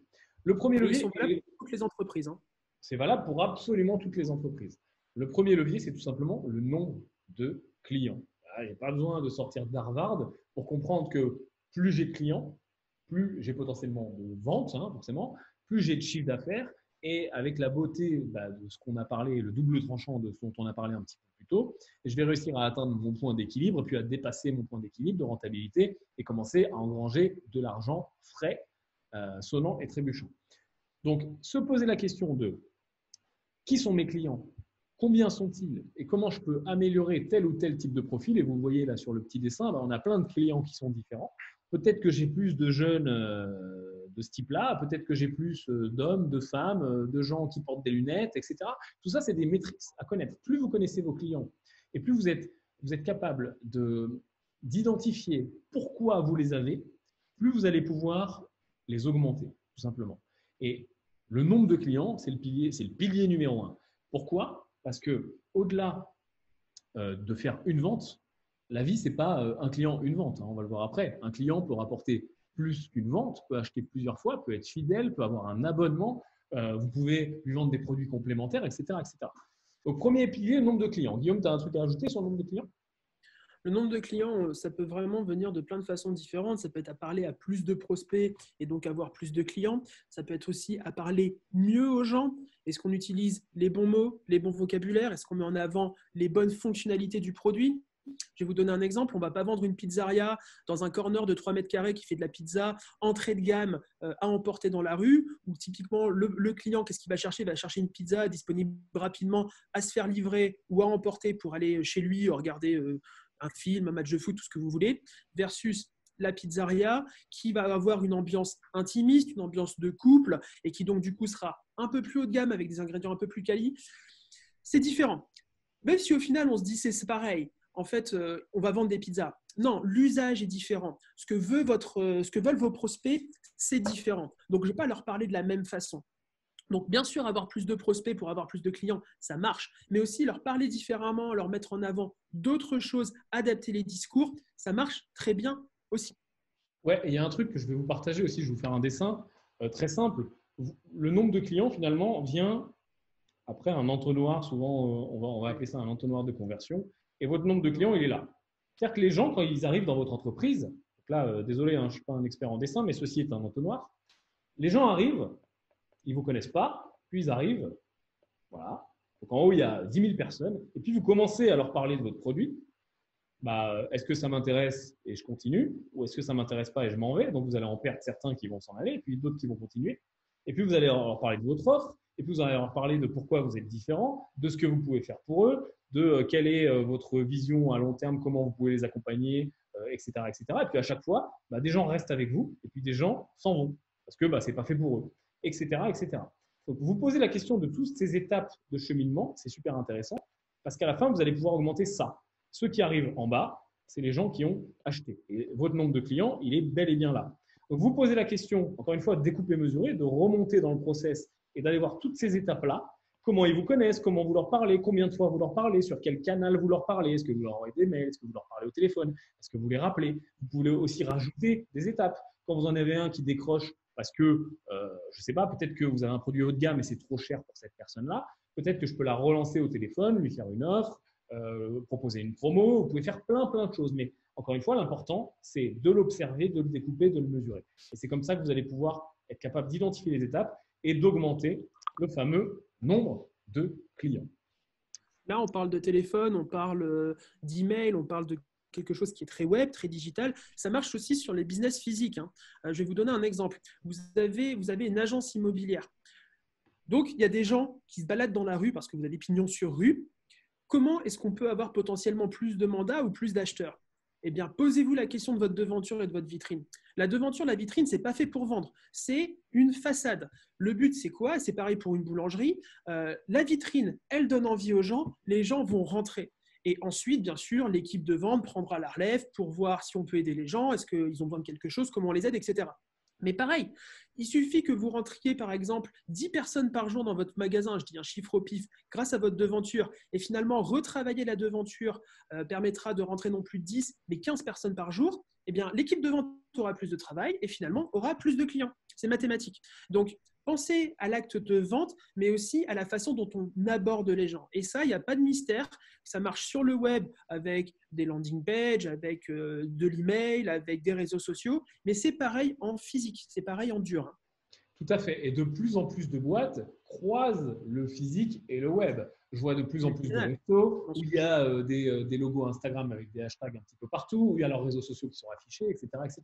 Et j'ai même vu un bar une fois qui mettait les cocktails. Et tu sais, il y a toujours les petits logos. Donc ça, c'est vegan, ça, c'est sans sucre, etc. Ils ont rajouté un logo Instagrammable. Et c'était les meilleurs cocktails pour mettre en photo sur Instagram. Donc là, tous les gens qui ont des bars et des restos, c'est super, c'est une super idée, faites-le. Donc, vous voyez, encore une fois, découper, mesurer. Tu parles de l'exemple de l'agence immobilière, le parrainage fonctionne très bien encore aujourd'hui, le bouche à oreille. Comment vous faites? Vous faites en sorte qu'un client transformé, un client heureux, vous recommande des gens. Est-ce qu'il vous recommande de vous appeler? Est-ce qu'il parle à quelqu'un? Est-ce que vous faites des flyers, des cartes avec moins 10%, etc., etc. Encore une fois, vous venez découper des morceaux de cet entonnoir pour faire plus de gens à chaque endroit de l'entonnoir. Plus il y a de gens à chaque strate de l'entonnoir, plus il y aura de gens en bas. C'est mathématique, c'est aussi simple que ça. Continuons. Alors, après le nombre de clients, on a le panier moyen. Ça, pareil, pas besoin d'être Harvard pour comprendre que plus les gens ont un panier important, plus ils achètent pour cher, plus votre chiffre d'affaires va augmenter. Et si vous jouez sur les deux leviers, le nombre de clients plus le panier moyen, on comprend que c'est exponentiel, tout simplement. Donc, les bonnes questions à vous poser, encore une fois, c'est la même chose. C'est encore un entonnoir, ce n'est pas le même. Ce n'est pas l'entonnoir de l'acquisition, c'est l'entonnoir de la conversion. Comment je fais pour faire dépenser aux gens plus? Alors, bien sûr, le but n'est pas de leur faire dépenser plus. Le but est de leur apporter plus pour que forcément, ils dépensent plus. Le but n'est pas d'augmenter les prix bêtement. Le but, c'est de chercher à apporter plus, à apporter mieux, à apporter des choses complémentaires, à apporter des services complémentaires. Vous pouvez faire des packs. Je pense, par exemple, vous vendez un service, je ne sais pas, ne serait-ce qu'un service de ménage, par exemple. Regardez, prenons un business très simple, encore une fois, le ménage. Vous avez un business de ménage et vous placez des femmes de ménage chez les gens qui vont faire le ménage. Une bonne façon d'augmenter le panier moyen, ce serait par exemple de proposer un service complémentaire. Par exemple, en plus de faire le ménage, est-ce que je ne peux pas te livrer les courses? Est-ce que je ne peux pas garder ton chat? Est-ce que je ne peux pas ajouter une prestation de, je ne sais pas, je fais un partenariat avec une boîte qui fait du dépannage informatique et puis j'ajoute du dépannage informatique, etc. Mais vu que j'ai déjà un premier entonnoir qui est déjà en place, mon nombre de clients, je vais pouvoir retravailler ces gens-là. Encore entre guillemets, on appelle ça retravailler dans le business, mais sans être péjoratif. Le but n'est pas de soutirer plus d'argent, le but est d'apporter plus de valeur, tout simplement. Ouais. Ça se voit énormément également dans le digital, mais aussi dans le physique. Alors, moi, personnellement, je prends un exemple qui est très parlant par rapport à ça. Le Leroy Merlin, de manière générale, le Leroy Merlin, ils sont très bons là-dessus dans le retail. C'est qu'est-ce qui se passe? Vous allez chez eux, vous voulez changer le carrelage de votre salle de bain, je vous dis une bêtise. Le vendeur va vous proposer des différents produits. Puis ensuite, ils vont vous dire monsieur, attendez, vous achetez du carrelage, ça coûte assez cher. Je vous fais une petite ristourne sur le robinet d'à côté. Typiquement, hop, ouais, c'est cool, je peux avoir un gros E pour moins cher. Ok, je prends. Et puis ensuite, il va vous poser la question. Monsieur, vous rénovez votre salle de bain? Pas de souci. Est-ce que vous êtes penché également sur le carrelage pour la cuisine? Parce que c'est pareil, vous nous faites confiance pour la salle de bain, on va vous aider sur la cuisine. Et là, il y a une partie des gens qui diront oui, il y a une partie des gens qui diront non. Mais c'est OK. Encore un autre exemple de retail que j'aime beaucoup. Vous passez dans un Carrefour, un Auchan, peu importe, en caisse. Vous savez qu'autour des caisses, il y a forcément plein de petits machins. Le mot petit est important. Il y a les petits magazines, les paquets de chewing-gum, les tic-tac, des piles. C'est les achats d'impulsion à pas cher par rapport à ce que de façon générale les gens vont dépenser aux courses pour faire de l'achat d'impulsion et augmenter le panier moyen. Pourquoi? Parce que vous allez chez Auchan, vous dépensez 100 €, vous voyez une boîte de tic-tac qui coûte, je dis une bêtise, 1,50 €, vous dites bon allez, je passe après, ça me tente, etc. Ça ne change pas vraiment ce que j'ai acheté. Bam, plus 1,5% de chiffre d'affaires. Vous voyez un peu l'idée? Donc selon où en est la personne dans son acte d'achat, on ne met pas en face les mêmes leviers pour augmenter le panier moyen. Et pour le coup, il y en a plein. les retails de baskets le font très bien. Je vais acheter des baskets et puis on me propose le spray pour nettoyer, on me propose les chaussettes, on me propose les lacets de couleur, etc., etc. Et encore une fois, l'important, un, c'est de le faire. Pourquoi augmentation du panier moyen? Et deux, de le mesurer. Pourquoi? Parce que si je me rends compte que mon upsell, on appelle ça un upsell, on appelle ça une vente complémentaire en français. Si je me rends compte que ma vente complémentaire, ma bombasse là, pour nettoyer les chaussures, eh ben, que j'en vends X par client, par mois, etc., je tire des pourcentages, je me rends compte que ça m'a augmenté mon chiffre de 3%, bah, je sais que 3% sur mon nombre de clients, je suis capable de tirer. Si j'ai 2 magasins, je fais un test dans un magasin, boum, 3% de chiffre d'affaires en plus, je me rends compte très précisément de ce que ça me coûte en achat des petites bombes, en revente, etc. Ça prend 3 secondes à mon vendeur de le rajouter au moment de la caisse. Ah, je vous mets la bombe, c'est seulement 4 euros. Et ainsi de suite. Et je peux faire des process, dire à mes vendeurs de faire précisément ça, tout en plus, et ça marche très bien en management, petite parenthèse, tout en objectivant ce que je leur dis. Je ne dis pas aux vendeurs, quoi qu'il arrive, la bombe à 4 balles, tu la proposes. Je lui explique. Je lui dis, tu vois, cette bombe à 4 balles, si tu le proposes à tous les clients, à la fin de l'année, on fait 46 350 euros de plus. Et là, le gars, il a compris. Je peux même l'incentiver en disant, bah, tiens, si on arrive à le vendre à plus de gens, bah, tu auras une prime, etc., etc. Donc, encore une fois, découper, mesurer, très important sur la partie panier moyen. Continuons sur le troisième levier. Donc, on a vu le nombre de clients. Plus vous l'augmentez, plus ça se passe bien. Le panier moyen, plus vous l'augmentez, plus ça se passe bien. Et si en plus vous augmentez les deux leviers, c'est magnifique.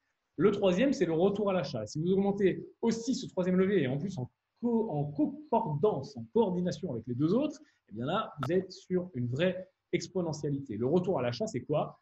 C'est combien de fois un client revient vous acheter quelque chose. L'exemple de la pizzeria, si j'ai un mec qui revient tous les vendredis avec sa femme parce qu'il est fidèle, parce que j'ai bien travaillé, parce que je fais de la bonne qualité, parce que j'ai su fidéliser, etc., ben j'ai un retour à l'achat de ce client-là toutes les semaines. Et ça se travaille. Et ça se mesure. Et ça se découpe. Et ça se pense vraiment, encore une fois, pas au doigt mouillé. Et je me le pose, ça, c'est une question que je me pose, encore une fois, comme les deux autres, à l'étape du business plan. Donc, c'est le jeu des cartes de fidélité. Hein. Tout à fait. Carte de fidélité, tout ce que tu as envie. Prendre les emails pour envoyer des mailings quand il y a une nouvelle collection, pour envoyer des promos, pour envoyer du parrainage en disant bah, tiens, tu ramènes un ami, tu as un bon d'achat, etc., etc. Tous ces éléments de retour à l'achat se travaillent comme les deux autres leviers, certes sur le terrain, quand vous mesurez votre business de temps en temps, mais aussi au stade de l'idée, au stade du business plan. Là, vous commencez à avoir plus de métriques à poser dans vos tableaux et à vous rendre compte, à avoir une vraie overview de à quoi peut ressembler votre chiffre d'affaires et donc, est-ce que votre business de base va être rentable ou pas. Alors, souvent, c'est vrai qu'on s'est amusé à lister les compétences nécessaires parce que on se posait la question, quelles sont les compétences nécessaires pour lancer une boîte? Elles ne sont même pas toutes là, mais on a mis les principales. Et c'est vrai que ça peut avoir un effet un petit peu violent pour le débutant qui se dit, oulala, mais ok, il faut que je structure, il faut que je diversifie, il faut que je fasse du management, il faut que je sache vendre, il faut que je sache piloter, découper, mesurer la planification, le business développement, etc. Et j'ai peur de me retrouver submergé. Alors, ce qu'il faut comprendre, c'est que quoi qu'il en soit, en tant que chef d'entreprise, vous allez devoir monter en compétences. Vous allez devoir vous former de façon continue à toutes ces compétences-là et à plein d'autres. L'entrepreneuriat, c'est un chemin qui ne s'arrête jamais. Et contrairement, encore une fois, à la plupart des salariés, encore une fois, je ne mets pas tout le monde dans le même sac, mais le salariat de base, tu arrives avec une compétence, la boîte t'a embauché pour cette compétence-là parce que tu as une valeur, entre guillemets, en échange de ton salaire à donner. Et puis, tu vas te former aussi au fil du temps. Mais dans l'entrepreneuriat, c'est vraiment beaucoup plus important. Pourquoi? Parce que s'il te manque une brique importante, comme par exemple la vente, quand même, c'est quand même important pour une entreprise de pouvoir vendre. Eh ben, tu vas vite avoir un problème. Donc, il faut que tu sois capable, un, de savoir ce qu'il te manque et deux, de le travailler. Et ça, c'est quelque chose que tu vas faire tout le temps. Parce qu'une entreprise au stade du lancement, elle a besoin d'un certain set de compétences, et là, tu as les principales, mais au stade dans 2 ans, eh ben, ça ne va pas être les mêmes compétences. Si demain, tu veux racheter d'autres sociétés, et ça, c'est quelque chose de super intéressant, alors ça vient bien plus tard, nous, c'est quelque chose qu'on fait de plus en plus, et donc ça m'intéresse. Ben, pour racheter une boîte, ça demande plein de compétences que tu n'as pas pour monter une boîte. Parce que pour racheter une boîte, tu as plein de juridiques qui va venir à l'intérieur, etc., etc. Donc, toutes ces compétences-là sont finalement nécessaires pour débuter et tout ça s'apprend au fil du temps. Ce qu'on voulait vous partager maintenant, pour tous les gens qui sont là avec nous et qui sont soit porteurs de projets, soit se sont lancés, soit sont entre deux ou veulent se développer un petit peu plus, sont au début de leur parcours entrepreneurial, eh bien, c'est cette nouvelle marque, on vous en a parlé sur les réseaux sociaux, entreprendre.org. Vous le savez, on fait énormément de choses au sein de Green Bull. On a de très grands pôles et un de ces pôles-là est le pôle qu'on va appeler formation et entreprendre.org s'inscrit dans ce pôle-là. On vous en a déjà parlé, on a un programme qui peut vous aider. J'en suis absolument sûr, puisque tout ce qu'on vient de discuter ensemble pendant cette conférence, vous allez retrouver la même chose et bien plus et beaucoup plus que ça. La bonne nouvelle, c'est que ce programme, et vous le savez, on en est très fiers chez Think Big, que ce soit enfin rentable, entreprendre.org, etc. On a travaillé très fort, on est maintenant finançable par tous les organismes, Pôle emploi, CPF, compte formation, les OPCO, etc., etc. Donc, c'est un programme qui est finançable et globalement, comment il se découpe? Vous avez la partie connaissance, qui ressemble à ce qu'on vient de faire, bien sûr, en beaucoup plus poussé. Vous avez la communauté. Pourquoi? Parce que, vous le savez, on est porteur de projets, que ce soit dans l'immobilier, dans l'entrepreneuriat, on a besoin d'être au contact de gens qui sont comme nous, qui traversent la même chose au même moment pour s'aider, pour poser des questions, pour mettre le doigt sur les choses qu'on n'a pas vues, pour nous permettre d'avancer sur des trucs qu'on n'aurait même pas imaginés, etc. etc. C'est le côté mentorat finalement. Le deuxième pilier, c'est le côté mentorat plus, puisqu'on va vous donner accès à des experts métiers. On est d'ailleurs dedans, donc on va vous accompagner, répondre à vos questions et vous permettre de lever des doutes et puis vous faire profiter de notre expérience. Aujourd'hui, Green Bull, c'est plus de 70 collaborateurs, c'est plusieurs dizaines de millions de valorisation, c'est des investisseurs, c'est, on espère, une introduction en bourse dans les années qui viennent, c'est des multiples, on doit être à une quinzaine de marques et sociétés aujourd'hui, c'est des acquisitions, etc., etc. Il y a un staffing qui s'est fait, donc je pense qu'on a beaucoup de choses à vous apporter sur le côté accompagnement. Et ce troisième pilier, mentorat mensuel, eh bien, ça va être le côté conférence qui va ressembler à ce qu'on est en train de faire maintenant, mais bien sûr uniquement avec les gens qui sont au sein de ce programme et bien sûr axé sur vos problématiques, pas des problématiques généralistes comme aujourd'hui, mais des sortes d'études de cas de vos problématiques. Alors, comment ça va fonctionner? C'est très simple. Hop, je vous présente les formateurs qui sont présents pour la partie formation, puisque dans le programme, vous avez l'accompagnement, tout ce que je vous ai expliqué, mais vous avez aussi la partie formation vidéo, bien sûr, avec l'accès à vie. Vous pouvez y revenir, vous pouvez télécharger les audios, etc., comme d'habitude, les ressources à télécharger. Donc, peut-être, Guillaume, tu as travaillé avec toutes ces personnes-là. Je vais te laisser les présenter. Tu seras même mieux placé que moi pour présenter tout le monde. En fait, ce qu'on a cherché à faire, et on est vraiment très content du résultat, c'est qu'on a cherché à travailler avec des gens qui sont vraiment experts dans leur domaine, parce qu'un expert en vente n'est pas forcément un expert en communication, et c'est bien normal. Donc, on a vraiment cherché à vous donner le meilleur, histoire que justement, on mette des bases solides pour la création d'un business. Donc, par exemple, Christelle, qui va s'occuper vraiment de toute la partie mindset, mais aussi d'une grande partie liée à la formalisation de l'idée vers le projet. On n'a pas été chercher Christelle nulle part. Christelle, on est très content de travailler avec elle, c'est-à-dire qu'en fait, elle aide les entrepreneurs à Station F. Station F, c'est juste un des plus gros incubateurs de start-up de France, pour justement passer de l'idée, où les gens ont des idées, pour formaliser ça vers un projet. Christelle, c'est également quelqu'un qui a des formations de juriste, donc qui a été capable de cadrer tout ça, histoire de s'assurer que l'idée soit viable, à la fois d'un point de vue business, mais aussi d'un point de vue juridique. Nicolas, là, on va beaucoup plus parler de vente. Il enseigne en école de commerce. Il faut savoir que dans cette formation, il y a des gens qui enseignent dans des très grandes écoles de commerce qui coûtent d'habitude extrêmement cher. Il a été ingénieur commercial chez Xerox. Ceux qui écoutent Business en bagnole connaissent un petit peu l'histoire de Xerox et le succès que c'est. C'est également quelqu'un qui forme à la vente, qui a dirigé des équipes de vente. On a Martin Pérez, c'est pas compliqué, c'est un directeur financier. Et il accompagne les startups et les jeunes entreprises tout simplement à formaliser leur business plan, comprendre un peu mieux leur marché et tout simplement poser les chiffres, histoire de s'assurer que l'entreprise soit viable. Donc, il va vous aider, Martin, à la fois sur structurer l'entreprise, choisir sa bonne forme juridique, également mettre en place un système de facturation et d'encaissement, qu'on soit sur une entreprise web, qu'on soit sur une entreprise en dur, tout ce qui est pilotage de trésorerie. Il faut savoir que le manque de trésorerie, c'est la première cause de fermeture des jeunes entreprises en France. Ce n'est pas le manque de clients, c'est le manque de trésorerie. Donc, le pilotage de la trésorerie, c'est absolument obligatoire. Et c'est un vrai point de focus là-dessus, de façon à tout simplement augmenter le taux de succès de votre projet.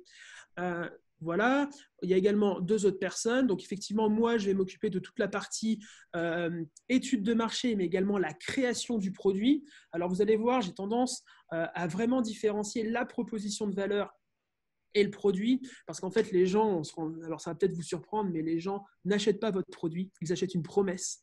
Quand vous achetez un voyage, vous n'achetez pas sur l'affiche l'avion, le charter pourri, l'hôtel compliqué, tous les mecs qui vont vous demander un backchiche pour vos bagages à l'aéroport. C'est pas ça que l'entreprise vous vend. Ce qu'elle vous vend, c'est des vacances en famille, sur une super plage, etc. Donc, il faut bien différencier la proposition de valeur et le produit. Donc, c'est ce qu'on va travailler ensemble, histoire de créer les deux. Et Romain, alors Romain, il enseigne également en école de commerce. Il est directeur marketing maintenant dans une grande entreprise que je n'ai pas forcément le droit de nommer pour l'instant parce que c'est en train de changer. Romain, ce n'est pas compliqué. Il va parler de communication, il va parler de Facebook, il va parler de Google. Il est certifié Google, par exemple. Donc, on est vraiment allé chercher des gens qui peuvent vous accompagner parce qu'ils ont une vraie expertise sur leur domaine. Voilà. Et au-delà de ça, ce qui est très important de souligner, c'est que contrairement à ce qui peut se faire en fac, en école de commerce, etc., on est allé chercher des gens qui sont entrepreneurs. On n'est pas allé chercher des profs, parce qu'un prof, c'est bien, mais un prof qui t'apprend la théorie d'être entrepreneur, mais qui l'a jamais été, ça fait 30 ans qu'il est à la fac, c'est compliqué.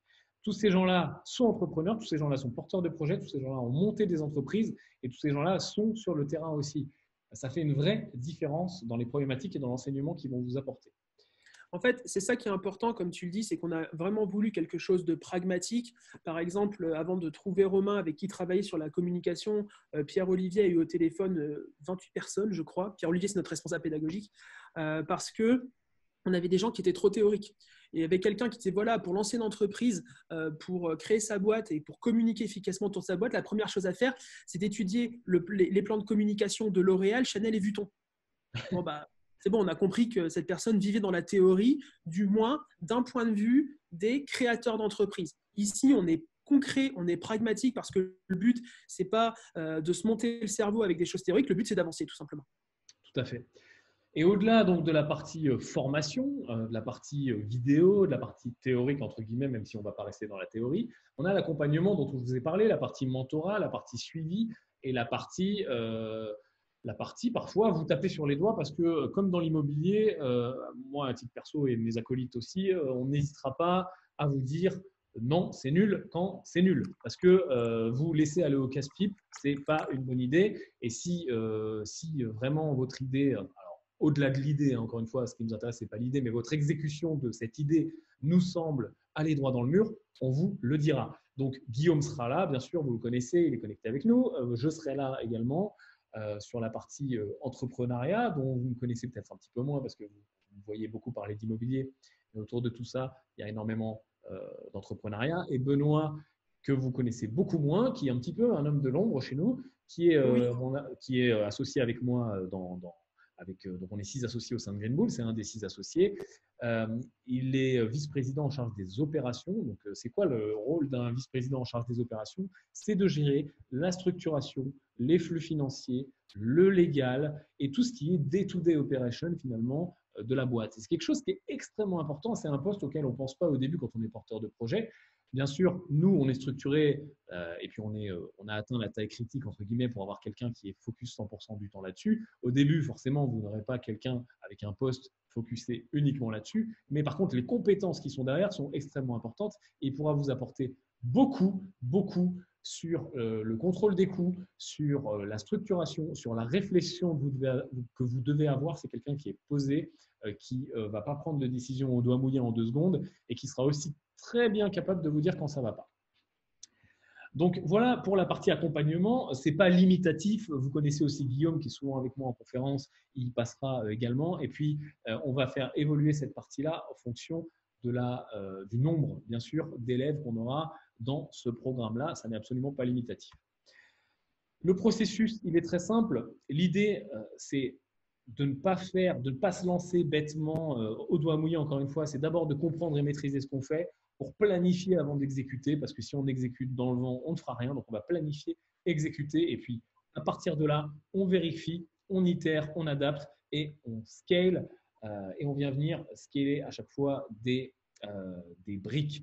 Et ce schéma-là n'est pas limitatif, il va tourner en rond parce qu'au fur et à mesure qu'on va monter en compétences et qu'on va faire monter notre boîte, notre nombre de clients, panier moyen, retour à l'achat, etc., on va revenir au début pour comprendre des nouvelles choses, maîtriser des nouvelles compétences, etc. etc. C'est itératif, ouais. Et ça vient tourner en boucle. À quoi ça ressemble? Globalement, on vous a résumé tout ça. Si vous voulez, on rentrera un petit peu plus dans les détails après, mais on est un petit peu short en time. Donc voilà la liste des modules, mais globalement, on vous explique comment vous lancer, comment trouver votre idée et savoir si elle va fonctionner ou pas, comment faire le fameux business plan, trouver les fameuses clés pour appréhender son marché, les fameux métriques dont on a parlé bien plus dans le détail, les éléments, bien sûr, pour créer et structurer, c'est la partie dont on a parlé au début, et plein de choses dont on n'a pas eu le temps de parler, qui vont vous permettre de structurer sans vous planter, de créer correctement et de ne pas perdre de temps sur cette partie-là.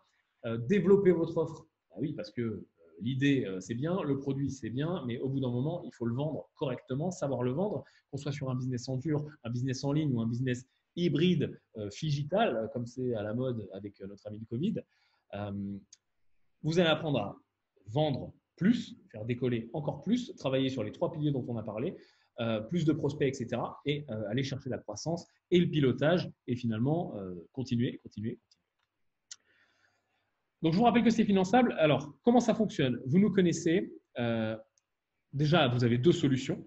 Vous avez l'option sans financement, puisqu'il est tout à fait possible de nous rejoindre sans financement, si vous le souhaitez, si ce n'est pas le bon moment pour vous, si vous avez déjà utilisé votre financement pour autre chose, si vous souhaitez le garder pour autre chose, ou avec financement, on va pouvoir vous accompagner parce que je sais qu'il y a plein de questions. Est-ce que je suis finançable? Combien j'ai sur mon compte formation? Ah ben moi, je suis Pôle emploi, moi, je suis au PCO, etc. Donc, on va être capable de vous accompagner.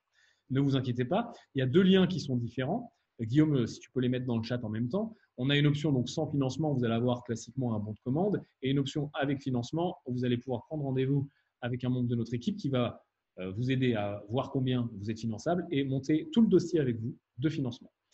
Le prix de la formation, c'est 3 995 €. Alors, j'ai une très bonne nouvelle pour vous. Vous nous connaissez, ceux qui nous suiviez depuis toujours sur Greenbull.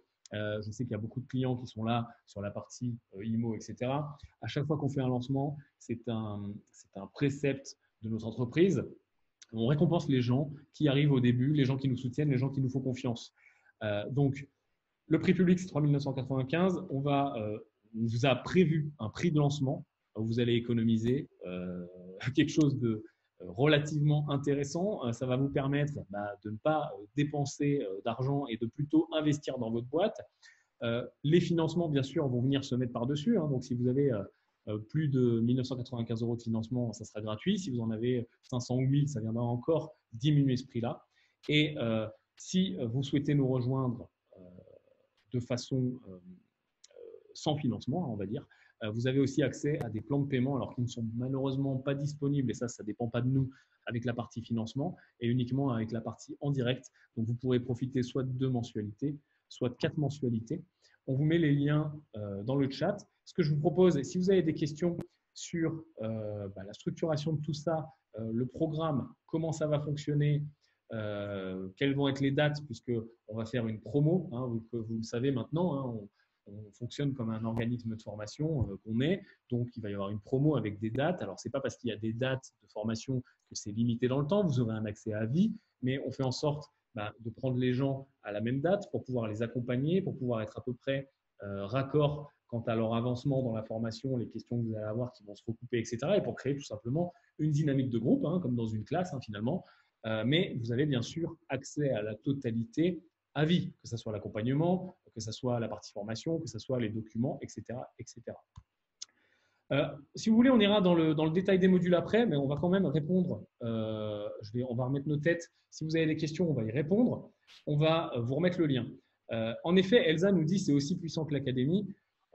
Pour pas te mentir, Elsa, déjà, oui, je suis d'accord avec toi. Et puis, si tu vois bien comment on a structuré l'offre, on l'a structuré comme l'académie. C'est-à-dire, oui, il y a une partie formation qui est extrêmement importante, comme dans l'académie, mais il y a aussi une partie suivi et accompagnement. Et pourquoi on a fait ça? Parce qu'on voit à quel point ça fonctionne sur la partie IMO, on voit à quel point les gens ont des résultats. Et pour nous, c'est tout simplement pas possible de faire autrement. On veut accompagner les gens, puis ça nous intéresse en plus, on est entrepreneurs nous-mêmes, on veut accompagner les gens, on veut vous aider, on veut vous donner tout simplement le meilleur. Je vais regarder les questions. Guillaume, si tu as des choses à rajouter, n'hésite pas, des choses que j'aurais oubliées.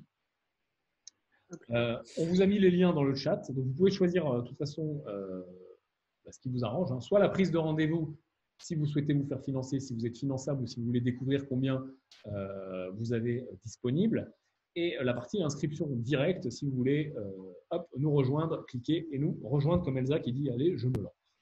Alors, il y a eu quelques questions, j'ai vu, qui ont tourné dans le chat sur la partie financement. Il faut savoir que les solutions de financement, il y en a vraiment plein. Vous connaissez le compte personnel de formation que vous pouvez utiliser vous-même. Si vous êtes actuellement salarié, votre patron n'en saura jamais rien. C'est un droit que vous avez. D'ailleurs, vous payez des impôts pour indirectement. Donc, ça, c'est pareil. Prenez rendez-vous avec l'équipe. On va vous expliquer comment ça marche. Monter le dossier est extrêmement rapide. Il faut savoir que sur le CPF, les gens ont en général au moins 1 000 € financés, ça peut monter jusqu'à 5 000 et en ce moment les Français sont en moyenne à 2 000, 2 500 €. Donc ça peut valoir le coup, surtout qu'il y a une partie du CPF qui n'est utilisable que jusqu'au 31 décembre, il faut le savoir. Donc, oui, en effet, voilà. Tu fais bien de le préciser, vous perdez en fin d'année une partie de vos droits si vous ne les utilisez pas. Voilà, et mais il n'y a pas que ça. On peut demander des financements par les OPCO, les opérateurs de compétences. Vous avez peut-être entendu parler dans la presse du FNE, le Fonds national pour l'emploi, qui a été redopé en période Covid. On est éligible à tout ça en fait. Si vous êtes indépendant ou chef d'entreprise, on va pouvoir parler des FAF, donc les fonds d'assurance formation. Tout ça, vous y avez accès. En fait, appelez l'équipe. Prenez un rendez-vous, ne serait-ce que pour une prise d'info. Appelez l'équipe et on va vous orienter sur ce qui est le plus propice pour vous. Ils vont vous poser la question, voilà, qu'est-ce que vous faites dans la vie, etc. Depuis combien de temps vous travaillez. Et ils vont vous orienter vers le dispositif de financement le plus pratique pour vous. Et finalement, vous n'avez pas grand-chose à faire puisque c'est nous qui bossons. Donc, encore une fois, il y a quelque chose que je voudrais quand même préciser. Même, on est très content d'avoir ces options de financement. On a vraiment travaillé, Guillaume a vraiment travaillé pour ça. Ouais. Mais au-delà de ça, si je dois mettre en parallèle avec ce que je vous disais en début de conférence, quand il y a 2 000 € à mettre pour un avocat, il faut les mettre. Là, c'est la même chose. Quand tu as 1 995 €, j'ai envie de te dire, mais si tu n'es pas finançable, on parle d'une boîte.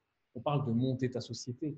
On parle de quelque chose qui va te payer, qui va payer potentiellement tes salariés, qui va nourrir ta famille, quelque chose pour lequel tu vas être passionné parce que tu vas voir que tu es déjà potentiellement passionné par ton produit, ton service et ce que tu as envie d'apporter aux gens, mais tu vas aussi être passionné, je pense, par le processus, parce que monter une boîte, c'est génial, parce que voir réussir ses clients, c'est génial, parce que développer les choses, c'est génial, parce qu'embaucher ses premiers salariés, c'est génial, parce qu'il y a plein de choses qui vont arriver et faire du chiffre, c'est super grisant, et payer beaucoup d'impôts, c'est cool, parce que ça veut dire qu'on a fait beaucoup d'argent. Et puis, trouver des moyens pour esquiver une partie de ces impôts, c'est aussi intéressant, on en parlera dans le groupe privé si vous voulez, mais toujours est-il que mis en face des services que peuvent vous rendre ce programme-là, c'est vraiment dérisoire. Et je vous laisserai jeter un œil aussi pour les gens qui ont déjà pensé à aller faire un semestre en école de commerce, que ce soit en candidat libre ou à distance ou en présentiel. Ça vaut 10 fois plus cher, 100 fois plus cher, si je vais aux États-Unis dans les grandes écoles. Donc, ce qui nous intéressait vraiment de créer, c'était la partie connaissance, la partie formation et la partie suivi accompagnement. Et on a Elsa qui nous dit, je pensais que c'était que pour les créateurs d'entreprise car je viens d'être immatriculé. Non, c'est pour les créateurs, pour les gens qui sont en phase de lancement et qui sont globalement, qui cherchent à aller plus loin, qui sont dans le début de leur parcours entrepreneurial. Il y a un accompagnement pour les jeunes créateurs et vous allez voir que les connaissances qui sont là-dedans, franchement, vous apprenez des choses, même si vous avez déjà fait 2, 3 entreprises par le passé, que vous lancez un nouveau projet parce que vous avez vu la qualité des formateurs, il y a toujours des choses à prendre, comme quand tu lis ton 10e bouquin sur un sujet, tu as toujours un truc dans ce bouquin que tu vas apprendre. Et Florine nous demande, est-ce que c'est compatible avec mon projet en digital de proposer des soins pour guérir les maux psychologiques? Bien sûr que oui. Pour faire l'overview un petit peu de ce que ce programme va vous permettre de faire, ça va vous permettre de lancer, de faire grossir, de scaler votre boîte. Mais ça n'est pas limitatif à un business en dur. Encore une fois, l'exemple de la pizzeria ou l'exemple de la boîte de ménage fonctionnerait très bien. Et puis l'exemple d'un e-commerce, de services en ligne, que ce soit de services aux personnes, que ce soit de vente de produits physiques, numériques, ça reste dans l'entrepreneuriat. Hein. Que tu envoies ton produit par la poste, que tu le livres par email, que ce soit un service en Skype, en conférence que tu donnes, que ce soit du coaching, que ce soit faire des pizzas, ça reste dans l'entrepreneuriat et tous les grands préceptes fonctionnent. Après, il y aura des points qui vont changer, mais 95% du contenu va fonctionner et puis après, ça va jouer dans l'accompagnement, dans les questions, etc. et dans le mentorat qu'on va vous apporter. En fait, ce qui est important de comprendre, c'est que la forme peut changer. Effectivement, tu ne vas pas livrer une pizza comme tu livres, je ne sais pas, une newsletter, tu vois. La forme va changer. Par contre, le fond, les questions à se poser, la démarche intellectuelle à avoir et en face de laquelle il faut mettre des actions pratiques, ça reste la même. La façon dont, par exemple, on peut tester un marché, je vais te donner un exemple très simple. Bah, finalement, on a une offre, que le produit soit créé ou non, on va chercher à exposer cette offre à des prospects potentiellement intéressés. Que ce soit en ayant un site internet et en demandant aux gens de le visiter de plein de façons différentes et qu'ensuite ils nous fassent des retours, ou que ce soit pour vendre un pain de seigle bio, je dis une bêtise, et que du coup on va faire des échantillons dans notre garage, enfin dans notre cuisine en l'occurrence, pour aller poser la question est-ce que ça intéresse les gens au marché du dimanche, le fond reste le même. C'est j'ai une offre, comment est-ce que je l'expose aux bonnes personnes pour ensuite voir si ça prend, si ça a de l'intérêt, etc. Et c'est comme ça qu'on teste un marché. Il y a plein de façons de le faire. Nous, on recommande vraiment ça.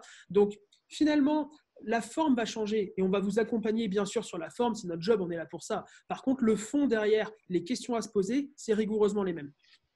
Tout à fait. Il y a deux très bonnes questions auxquelles je veux à tout prix répondre. Je sais qu'on est très en retard, mais bon, on parle beaucoup. Hein. Donc, on va vous libérer ensuite. Et de toute façon, si vous avez encore des questions, on va vous remettre le lien, prendre rendez-vous avec l'équipe. Hein, vous choisissez les créneaux, c'est en train de se remplir très vite. Il y a beaucoup d'entre vous qui avaient pris rendez-vous. Donc, trouvez un créneau libre. On pourra vous répondre. Et là, il y a deux très bonnes questions. La première, c'est Aurélie. Donc déjà, merci Aurélie, parce qu'elle nous dit, au vu de la qualité de l'académie, dans l'IMO, ce parallèle business est top. Donc déjà, merci. Même si nous sommes entre nous et on profite d'une synergie. Comment voyez-vous le fait que des chefs d'entreprise partagent des infos sur leur stratégie, offre, acquisition, client, marketing, etc.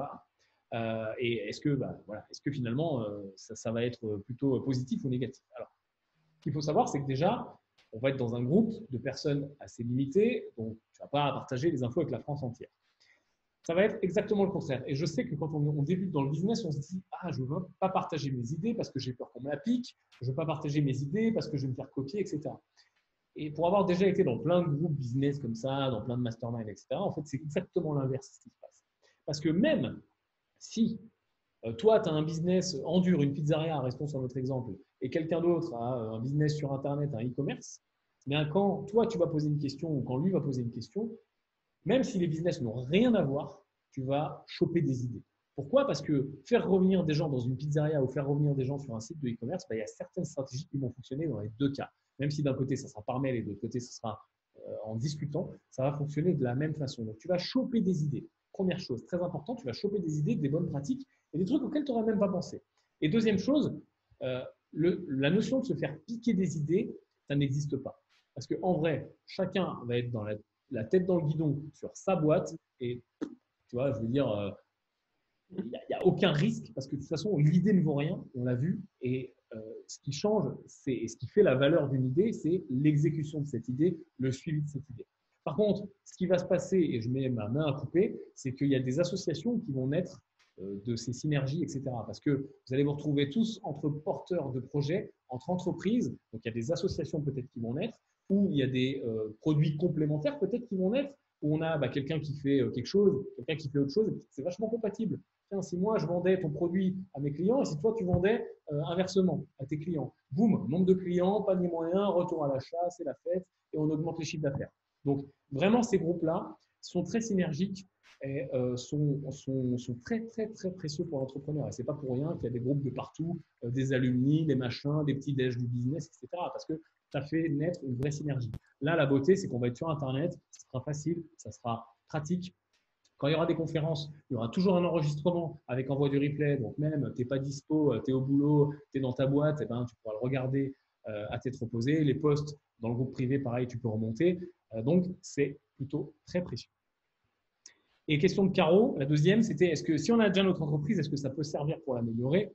Absolument. Encore une fois, hein, les 3 piliers, que tu aies ton entreprise depuis 6 mois ou 2 ans, ça va te servir pour l'améliorer. Bon, on est pas mal, Guillaume. Est-ce que tu as encore quelque chose à rajouter?